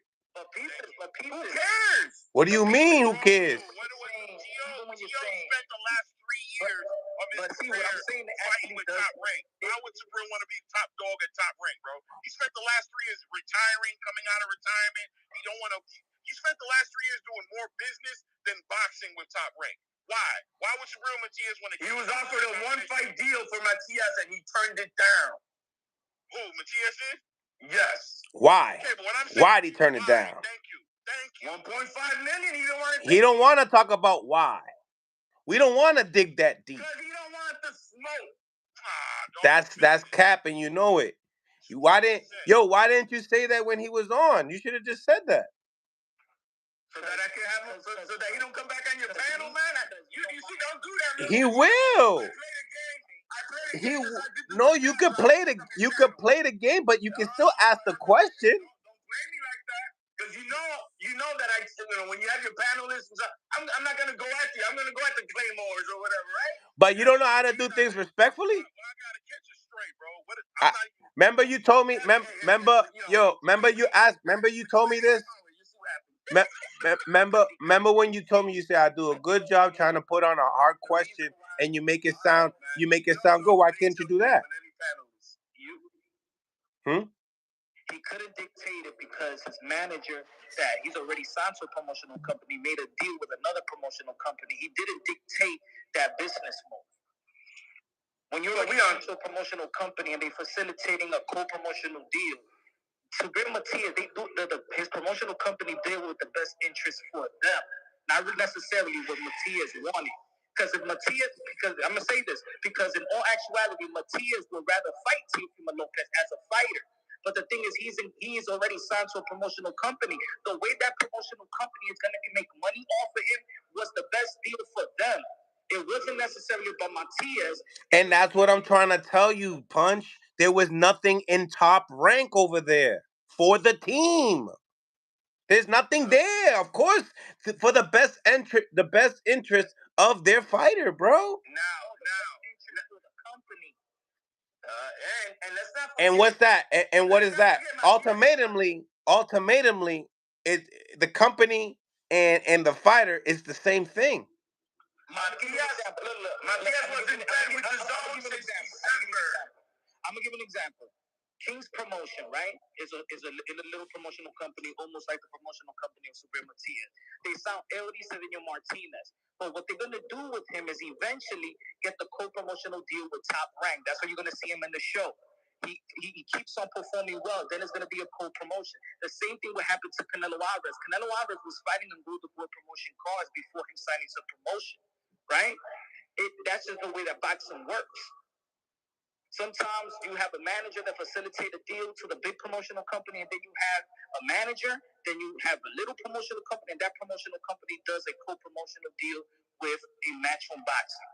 So the promotional company that Subriel Matias is signed for, they was looking out for themselves just as much as Subriel Matias. Subriel Matias is just a little piece to get them a bigger deal, a longevity deal. You're saying the same thing, Punch. And him saying all the time, well, like, whatever my puppet mess. You saying the same exact thing, Punch. You're just adding a team involved. It's the same thing, regardless of the fact. It's the same point. It's the same verdict. Going the top rank route was not the smart route. We talk about that. That's why I don't know why we entertaining this talk. For his team, because they know if they take that one fight deal. But cuando tú dices, oh, why? I don't want to hear nothing about Matias's hand when you know that's not the next fight, Papa. Look. We have jokes. What I'm saying is, when Subriel Matias, that one fight deal with Teofimo Lopez, it's not really that Subriel Matias didn't want it. It's his team wasn't ready to take that type of risk.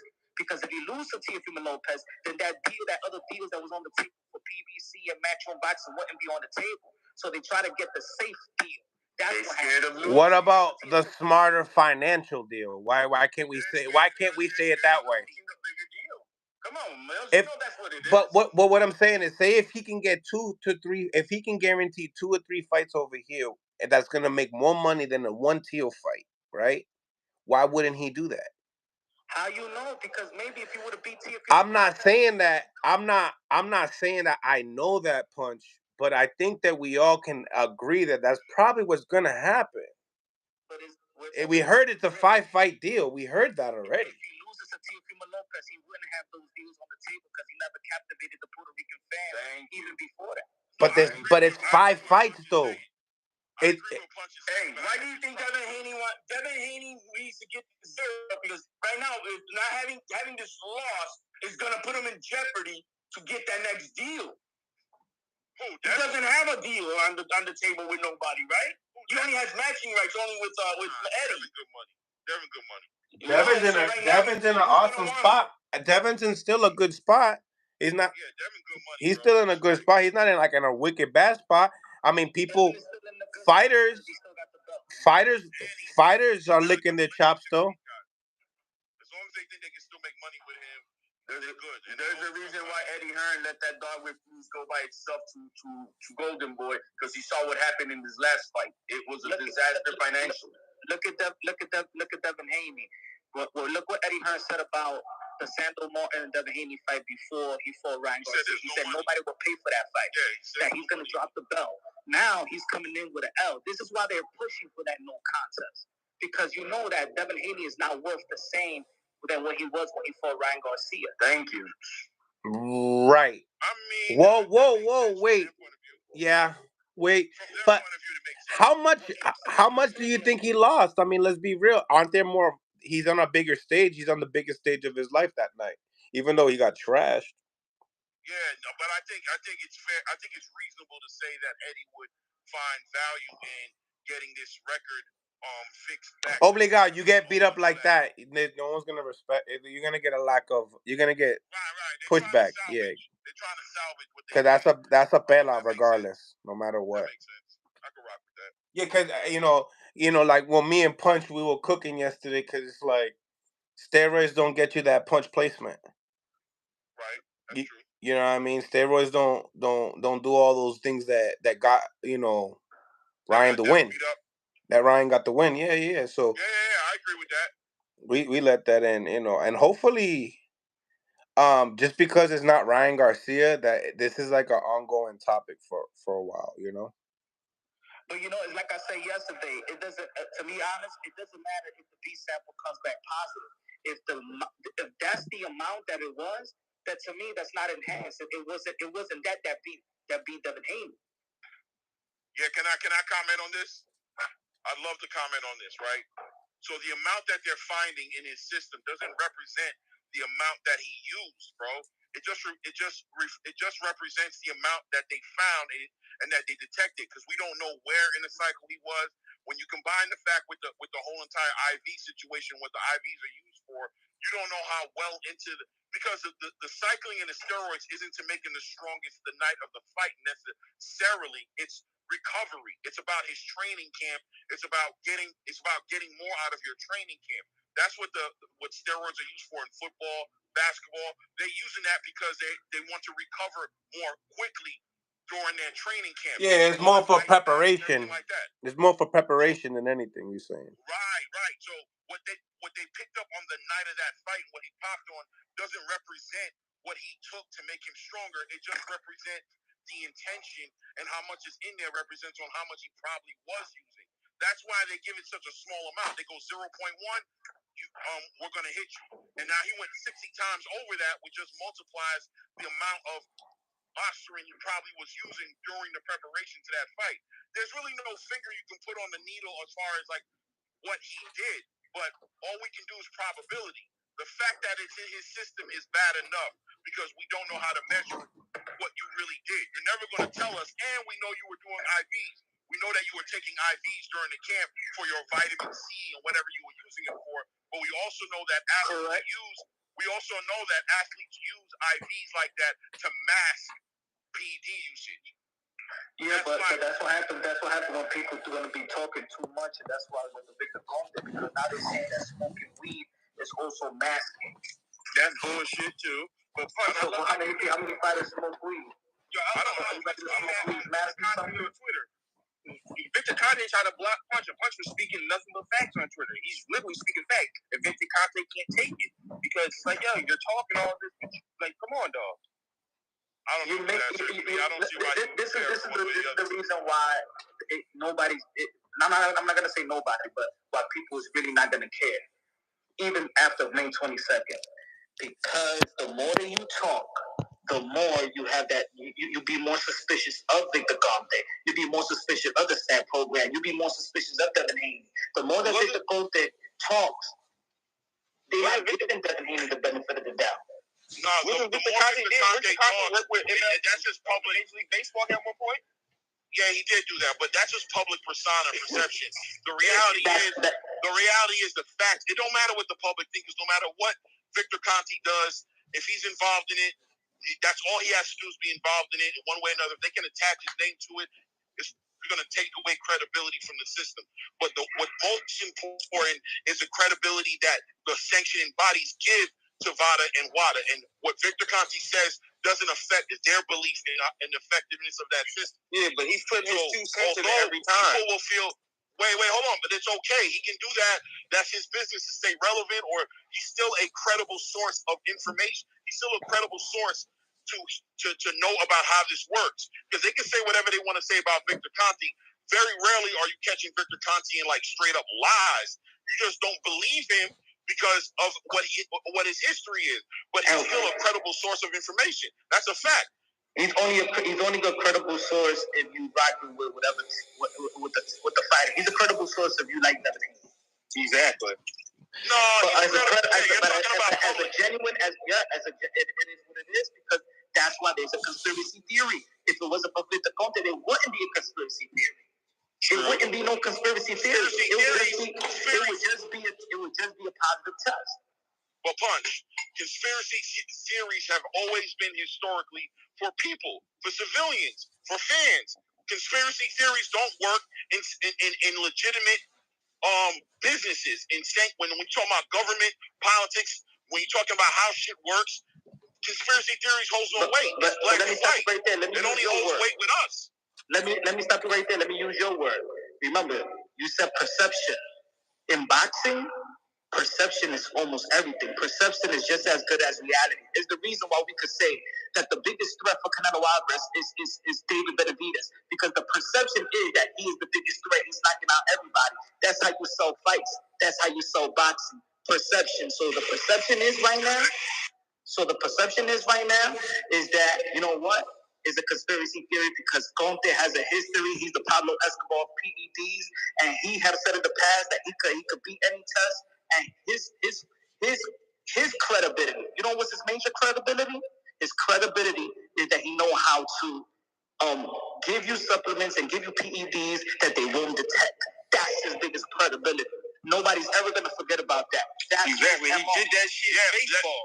That's his biggest credibility, and that Canelo Alvarez example you use, I appreciate that, because here's the reality: the perception of it is that David Benavidez and Canelo should fight, and David Benavidez and Canelo's ducking David Benavidez. But the reality is David Benavidez took his ass to 175 because until Canelo pulls the trigger, ain't no fight happening. Bro, but he's not gonna keep chasing a man that he's supposed to. No. Yeah, you're going. You're going deep into that. What I'm trying to do is keep it very simple. I'm just trying to say that the conspiracy behind it is what the conspiracy is, but the reality is they're not fighting until Canelo wants to. And I'm comparing that to just say that, yes, there's a conspiracy out there behind Victor Conte's relationship with Fada, but the reality is it doesn't matter only to the conspiracy and to the fans who are making all these stories, you know what I mean, or convinced that they believe this or believe that or what people think. But the reality is the sanctioning bodies don't care about that. Victor Conte is still a reputable source, and he can speak when he speaks. What he says holds weight, and also the reality of the fact that he does not dictate what happens at VADA. Because if he did, it would have been exposed already. But the perception, but the public perception is way more. If you look at what's happening, the public perception is way more than reality. No, it only weighs more than reality on these platforms and in these But these platforms is and the internet is saying, as well. Nah, bro, the FADA hasn't even commented on it. Bro, WADA hasn't even commented on this for real. So we're going by public perception. They don't care. That's what I'm saying. I'm saying that we're going by public perception. But what we say don't matter. You know that. I'm saying that the whole conversation is about public perception. So the public perception is outweighing what is the reality. Now, let's say if we give the same example I was given with David Benavidez, the reality is that he's ducking, but the perception or the perception is that Canelo Alvarez is ducking. The reality is that he's not ducking. Whichever outweighs whatever. We just live in that society with perception and reality. But that doesn't hold weight with science. You know what I mean? Like when you're talking about Benavidez and Canelo, you're talking about perception because we really don't know what's going on. We just kind of see what the internet gives us, what they allow us to see, or we hear about it. You know, if you have some connections to some people behind the scenes, you might know a little bit more than the average bear. But when we're talking about math and science, there is no conspiracy. Everything, you know, when we're talking about the sanctioning bodies, they're dealing with numbers. You hear how they talking, right? Oh, he had 6 nanograms of they're getting right to the math of it. They're not really concerned with our opinions and how we think is corrupt or not corrupt or what Victor Conte's relationship with this and that. When Ryan Garcia gets his verdict or whatever have you, it's not going to have nothing to do with public perception. It's going to have to do with what the findings say and what the punishment is supposed to be with the findings. You know what I'm saying? That's but I keep on saying that it's still perception. Even if the science is the reality, the science is the reality, right? Let's break it. Let me give another example so people can understand. So, God and science. People believe in science. People believe in God. Science believes that God is a perception. That is a lie. But there's millions of people that believe in God. What do you believe in? The science that might be facts, or you believe in God, some spirit that you never seen before, and things of that nature. Right. I guess what I'm trying to highlight what I'm saying? Yeah. What do you believe in, the perception or the reality of science? And in boxing, it doesn't matter. The perception might beat science. No, I don't think so. Because I'm gonna be real with you. Even with the whole with that example you made with the science and God, policies aren't made off what God thinks. You know what I'm saying? Policies are made off science. You know what I'm saying? That's what it is. God is a personal thing. That's your thing, how you run your home, how you live your life, what you want to believe. That's okay. But nobody's operating or making policies inside the government based on what the Bible, Quran, or anything else is said. That's why this country looks the way it does, by the way. But you know what I'm saying? But at the end of the day, there's the reality of how policy is carried out, and then there's also the conspiracy of how people think things are really working in the background, which is great for content. It's great for content, right? Like, we can talk about this all day long. People are going to listen. You're going to get views. It's going to be all good. But at the end of the day, May 22nd is a date that everybody is waiting on in order to find out what Ryan Garcia's future is going to be. No matter what nobody says, May 22nd, that B test result is going to dictate how it moves forward. And that's I'm saying it's still, and that's what I say, even if it turns positive, it's still going to be, did skills beat Devin Haney, or was it the amount that was in Ryan Garcia's system that beat him? Was it the supplement? Was it the PEDs? And I'm saying this is my stance. My stance is people still going to give Ryan Garcia the benefit of the doubt. Skills pay the bills. Skills beat him. and that says that more percentage is going to go with Ryan Garcia. I 100% agree with you. I 100% agree with that theory. You know what I'm saying? But the reality is also going to be Ryan Garcia might have to sit his ass down for 6 months to a year while he deals with. Fighters only fight 2 times a year anyway. Okay, I mean I hear you. Canelo sat down for 6 months. That ain't shit. He fight August 10th with Errol Spence. I know that. But he'll fight December with Teofimo Lopez and Heisman. Right. 100%. You're 100% right, bro. I can't even play with it. Like that's a fact. He's gonna move forward. He's gonna be okay. His fans are gonna stay intact. His money, his draw power is still gonna be there. He's not gonna be affected. You know what I'm saying? Any other way except for a punishment that's gonna be carried out to him. That's probably not gonna affect him because he needs to sit and chill anyway. He don't give a damn. So yeah, if I'm Ryan, I'm sitting my ass down and wait till this verdict come. And if you're guilty, you're guilty. Take it as a man. Take it all the shit and do what you got to do. But if you're not guilty, you go fight Teofimo or go up, do something. I'd rather see him fight Teo because that would be a good fight for me. No, I'd rather see him fight Errol because he's talking crazy. Yeah, but yeah, true. I'd like to see Errol. For you to talk about a man's girl, and that girl's just you got to fight me. You got to see me. I would love Errol to get a chance to have a conversation with that man in the ring. But how about if he's telling the truth and she's on his? It don't matter. Keep it to yourself. You keep that to yourself. Don't talk about my shit. Keep it to yourself, bro. But your girl, my DM. Yo, Punch. Yo, Punch. I got a question to ask you, my guy. I've been waiting to ask you this for a long time. Even though I'm trying to ask you that on Twitter too. So like you said. Yo, by the way, salute, fellas. I gotta go, man. I appreciate you. Appreciate building with you guys, man. Good shit, Clay. You was holding it down. Thank you. I tried. HLG got me to bleed a little bit. All right, peace. Salute. Yo, Punch. So, would you want fucking excuse my language? Would you want to see Teo versus Crawford or Teo versus Boots? I like Teo versus Crawford.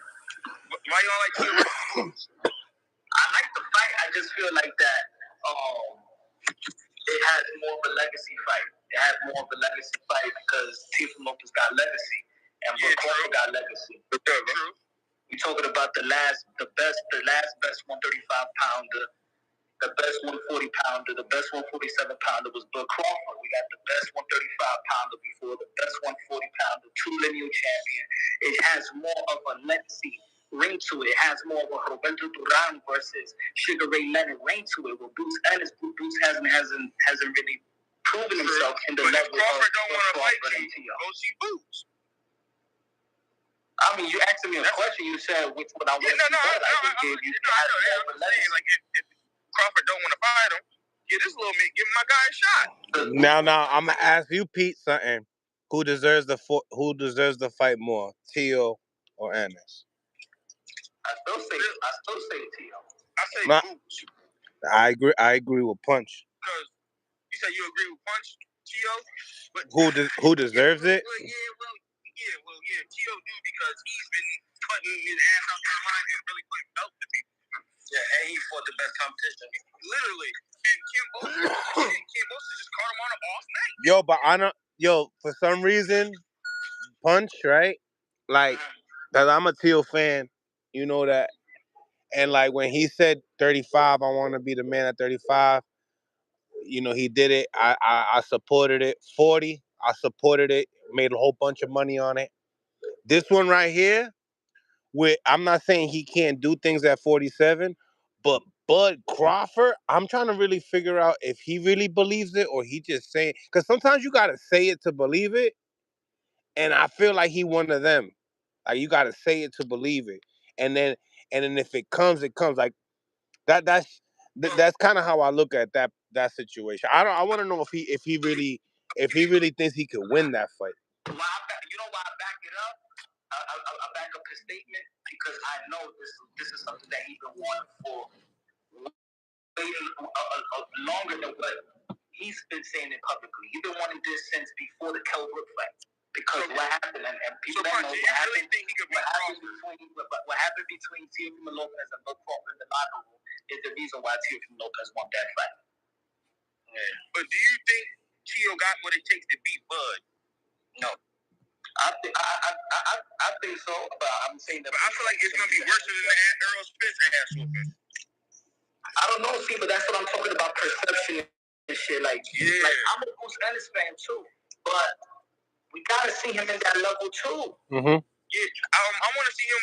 For me to see Boots fight, I want to see him fight Steroids and Virgil Ortiz. Not like with the Teo situation. I know he could fight at that level. I want to know if this is gonna be a size situation. Yeah, it really would because Keo's kind of a big person and Bud's kind of big too. Yeah, that's one thing. The only thing about with Bud, the problem with Bud, he don't look as strong as what he really is. Yeah. Until you get in that ring, he starts swinging. I be looking at Teo. You look at him, he looks strong. You know what I mean? He look like he's a strong kid. You know, but when he punches people at 140 pounds, he don't look like how Terrence is looking when he's punching people at 47. He got snapped. I can't wait. I just can't wait.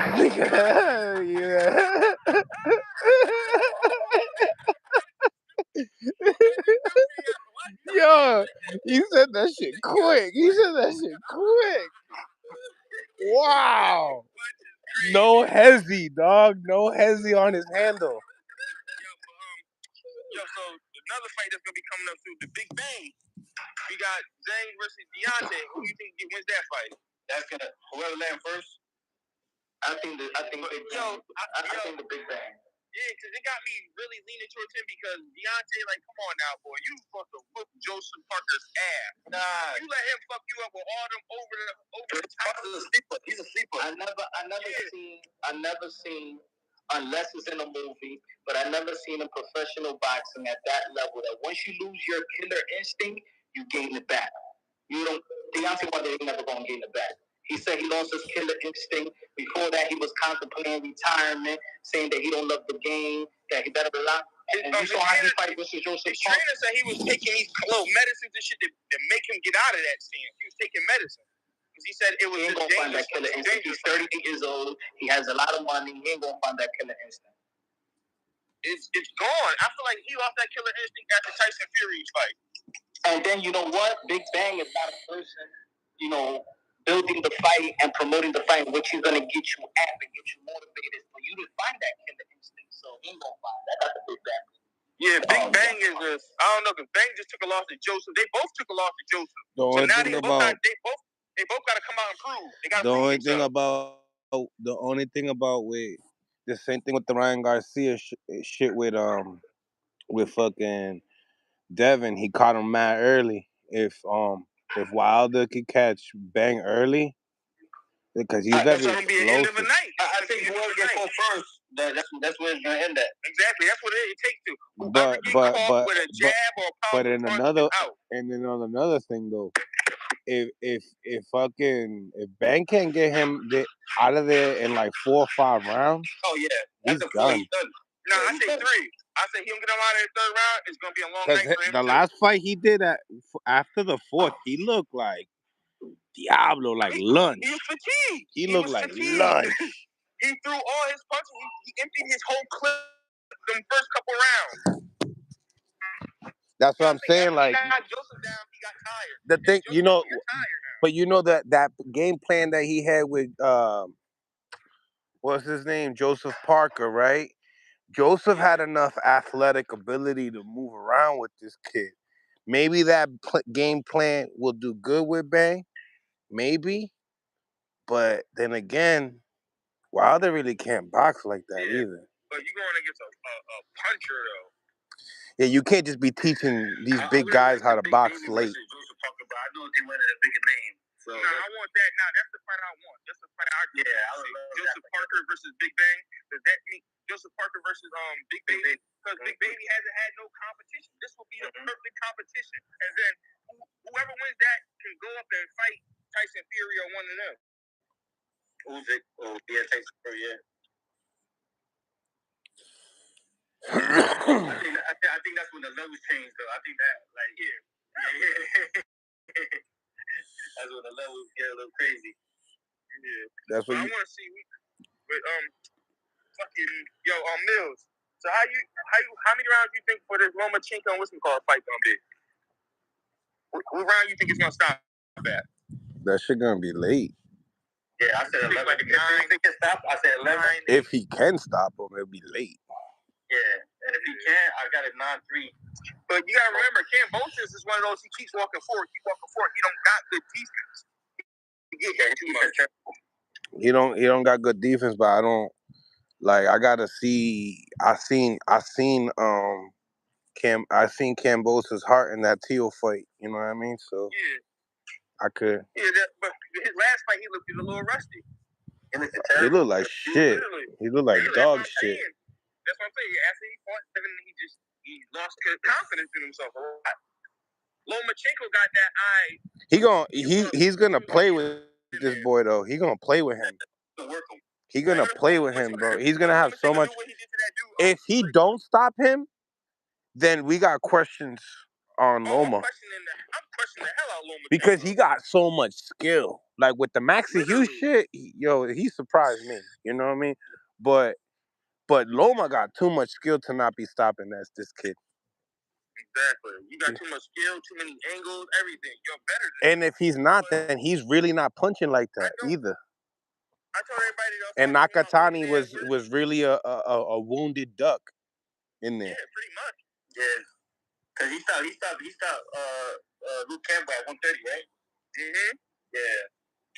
The thing I think I don't get is like, why Bob Arum, why are you gonna put up Shakur to fight Loma when you say you're not gonna waste time on Shakur no more? That he was a waste of money.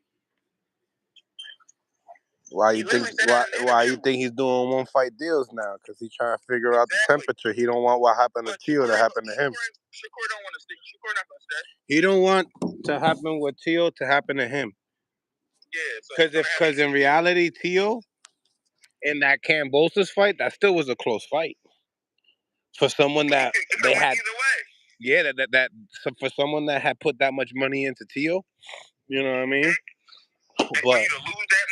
But it goes to show you, anytime you go to Australia, they got a nice network over there that they don't mind having somebody help them out, in the next couple fights to win, to make money, True. That's the only thing. That's why I liked about Breadman's take on it. That this could be a Jeff Horn situation. Yeah. This could be a. Like the more money and if this is a Jeff Horn situation, you know how bad? Oh my God. That shit's gonna go bad. We're gonna take a hit. Boxing. I guarantee you, if that shit happens, there's gonna be people that leave boxing that day to go to the UFC straight up. Yep. Straight up, because they're gonna be like, yo, this is played out now. Y'all did it again. We're done. Not because now all those fights you wanted to see Loma in still. Now it's like, do the people really want to see it? Fight Tank. I want to see Loma versus Tank. I feel like that's a big fight. Because you're gonna have the hardcores that want to see it, and then you're gonna have the casuals that are gonna say, "Oh, he's washed up." Exactly. But I want to see Loma versus Tank, man. I don't want to see him first fight Shakur. Because to me, it's just like after Shakur's performance, it's like it's showing me, like, yo, bro, you don't want to fight. Well,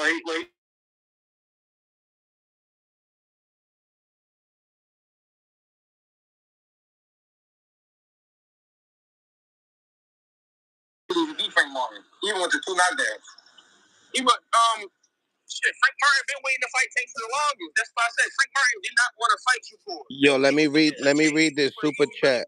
Let me read this super chat here real quick, man. I appreciate you, Coach Swizzy. Thank you for the $10. Shout out to Mill. And I agree with the comment that was made. We can all give our opinions, but we will see after May 22nd. Either way, Haney needs to go back on skills and also take 2 years off. Damn, 2 years? I think 2 years might be way too much. But I agree with everything you said, Coach Swizzy. Besides the 2 years, the 2 years might be too much. I think 2 years would be bad for him. Nah, he got to go back and fight. Remember, the WBO just told him he has to fight this dude. Yeah, so Don Martin. Yeah, and the first bid is in June 22nd. Yeah. He don't need to go for that either. I mean, he should recognize that I think Haney is a big enough name without the belt now. Yeah, I said that. I told my brother, I don't think he's gonna fight Martin. Martin's like, it's pretty tough. I mean, he could beat him, but that's a tough fight. You gotta give up the belt. Yeah, he's giving that up. He's not necessarily a puncher either, so you might want to take that smoke, but then again, he's southpaw. But you gotta think, Sindoro Martin got something to prove because he lost to Tio. And he should have won against Tio. Exactly. That's why I said he's gonna come back with something to prove. Devin just got exposed. Now look, Sinduro's studying that now. He's like, all right, I know what he's gonna do, so let me study. Sandor Martin's used to getting the shit end of the stick anyway. You know what I mean? He'll take the payday. Yeah. He'll take the payday, and nobody will care what he has to say, which is sad about boxing, but it is what it is. At this point, they just put him with Domino Teeth and let them square and let them say right. Now, that'd be a good fight. Yeah, for real. They're not taking that. That's a beautiful fight, but that not yeah. That's a beautiful fight. You talking dreams for Jermaine right there. Exactly. I can't wait to see Bud fight, man. That's gonna be a fight right there. This is a matchup for him. But I noticed something too that with the face off, Bud's a little taller than old boy. Yeah, I was studying boy. I was studying him, and he goes to the body exceptionally. Like his body work. He's a good body worker. Yeah, but it's like way too open. Punch in the head, yo. Exactly. He punches to the head every time. But remember, Bud is a good counter punch. Exactly. That's what I'm saying. That's how you get knocked out. We can switch the orthodox to southpaw anytime. Exactly. And that's how you see him get knocked out. But with an up like a hook over the top, because that body work. I see a check hook that box match on. I just see a check hook. Exactly. That check hook is just like when Crawford catch you with that check hook, people be getting dazed from that. And it's so crazy because I had he do it from the southpaw angle too. Yeah, exactly, and it's perfect shot how he do it. That's why when he gets in that ring, it's just obviously like him and Tank. When they get through the first 3 rounds, they're like, all right, I know what you about to do. I know what your technique is. Now I'm about to switch off. Big facts. They're good computers. They're like computers, bro. Like they analyze so perfect. And remember, guys, you know what's crazy, guys? That the Haney haters they went away, huh? Yeah, definitely. Because he got his ass beat. He can't say nothing. You see how Tank pulled up on him at the club. They used to go in my comments going heavy. Yeah, you gotta remember when we were saying Bills, remember before the fight, we was like, I guarantee he's gonna be quiet when he get his ass whooped. The same way when I said about Spence and Crawford. That shit was so quiet. Exactly. Quiet in the mouth, you can hear a pin drop in the damn room. I said, damn, I'm gonna be the man when I go on live. Yo, these guys was not. The crazy thing about it, that they were there because I seen the number. The number was there, but they weren't in the comments. Yo, the thing was, everybody was loving. Oh, Devin gonna win. I said, bro, Devin can't take a punch. If you see how he fought, Ligner, what is his last name? Ligner. When he caught him with that left, Devin got dazed. Yo, but he might not take a punch, but I do tell you one thing. He got heart. He got heart though. Yeah. But now we see. Now imagine that was Tank in the ring. Now imagine if him and Tank was on. Tank was going for the kill. But that's what I remember when I told you guys back in the day. I wonder if he had a chin back in the day and he ruined it in sparring. Hell no. Because you can see the same way he was holding on to Ryan's waist when he went down. But how do we know? All we know is what we've seen in some of the fights that we've seen. We're not in the gym with him. We just gotta wait and see. But I see him being such outboxing. That's why I try to tell Shakur. He's like, what does it matter? He said to me, what does it matter? I got a chin at 130. It does matter. When you move up in weight, they punch harder, bro. That's only 130. Shakur, you don't got punching power. We seen it. You could box. You can outbox, but yeah, but he's sharp as a motherfucking fillet knife, though. That's the last fight. Remember, now imagine he take a punch. If he can take a punch, then all hands off to him. But if he can't take a punch, he's gonna be looking like Devin. Before I always ask this question. Before his last fight, right? You see his first. What fight you seen with Shakur personally that you seen that he didn't stop or drop a dude? What fight? That's what I'm saying. He beat you up. He gotta beat you, but that's what it is that he had a beat you up style, and then he showed you that, he talked that shit outside, and then moving up into division, we wanted to continue to see that. But considering that he only got 2 fights at 135, a lot of people got shit to say. And that's why I try to tell Shakur, you just got to fight people. That's all. You got to fight the names. Once you fight the names, now the thing about it is that De Los Santos was the name. You have an excuse. Now that dude William Cepeda, that's a bad mofo right there. Now you might not, if Navarrete wins that WBO, you might not get the credit again, because remember, that's another guy moving up to that division. Real boxing heads understand that their weight class is for a reason. Yeah. Remember, Navarrete been one of the fights because too. like I used to bet. I used to bet a lot on boxing, like more than what I do now. You know what I mean? Like I used to do this shit all the time, and I noticed, and I learned that skills do pay the bills, but weight classes for a reason can determine your whole bet.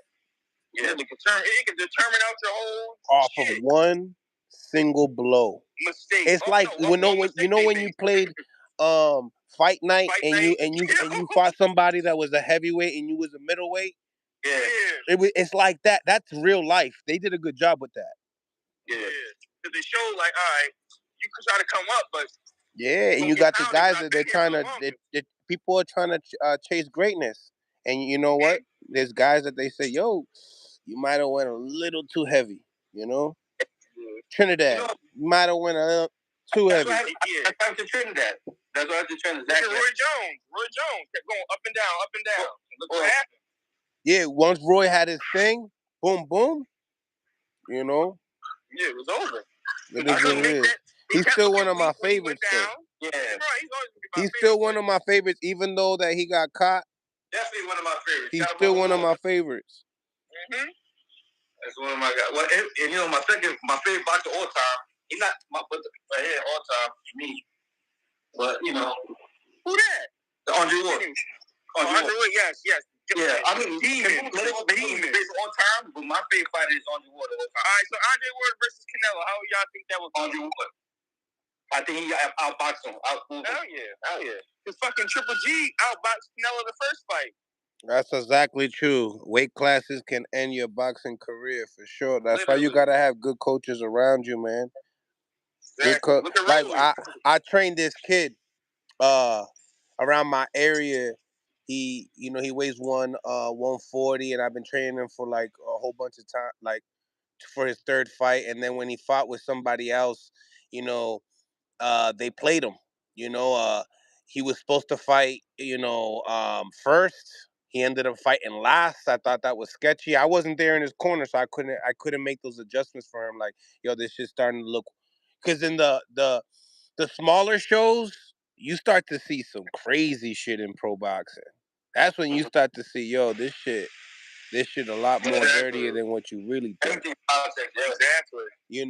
So he put my student, he put my fighter to fight someone that was 14 pounds heavier than him, and the kid was already, and my the fighter didn't know until an hour until he stepped into the scale. So now they took advantage of the timing as well of how much he could. We don't, and this is just like a amateur level, and they're trying to take an edge, take an edge off of amateurs. Imagine what the pros do for taking an edge.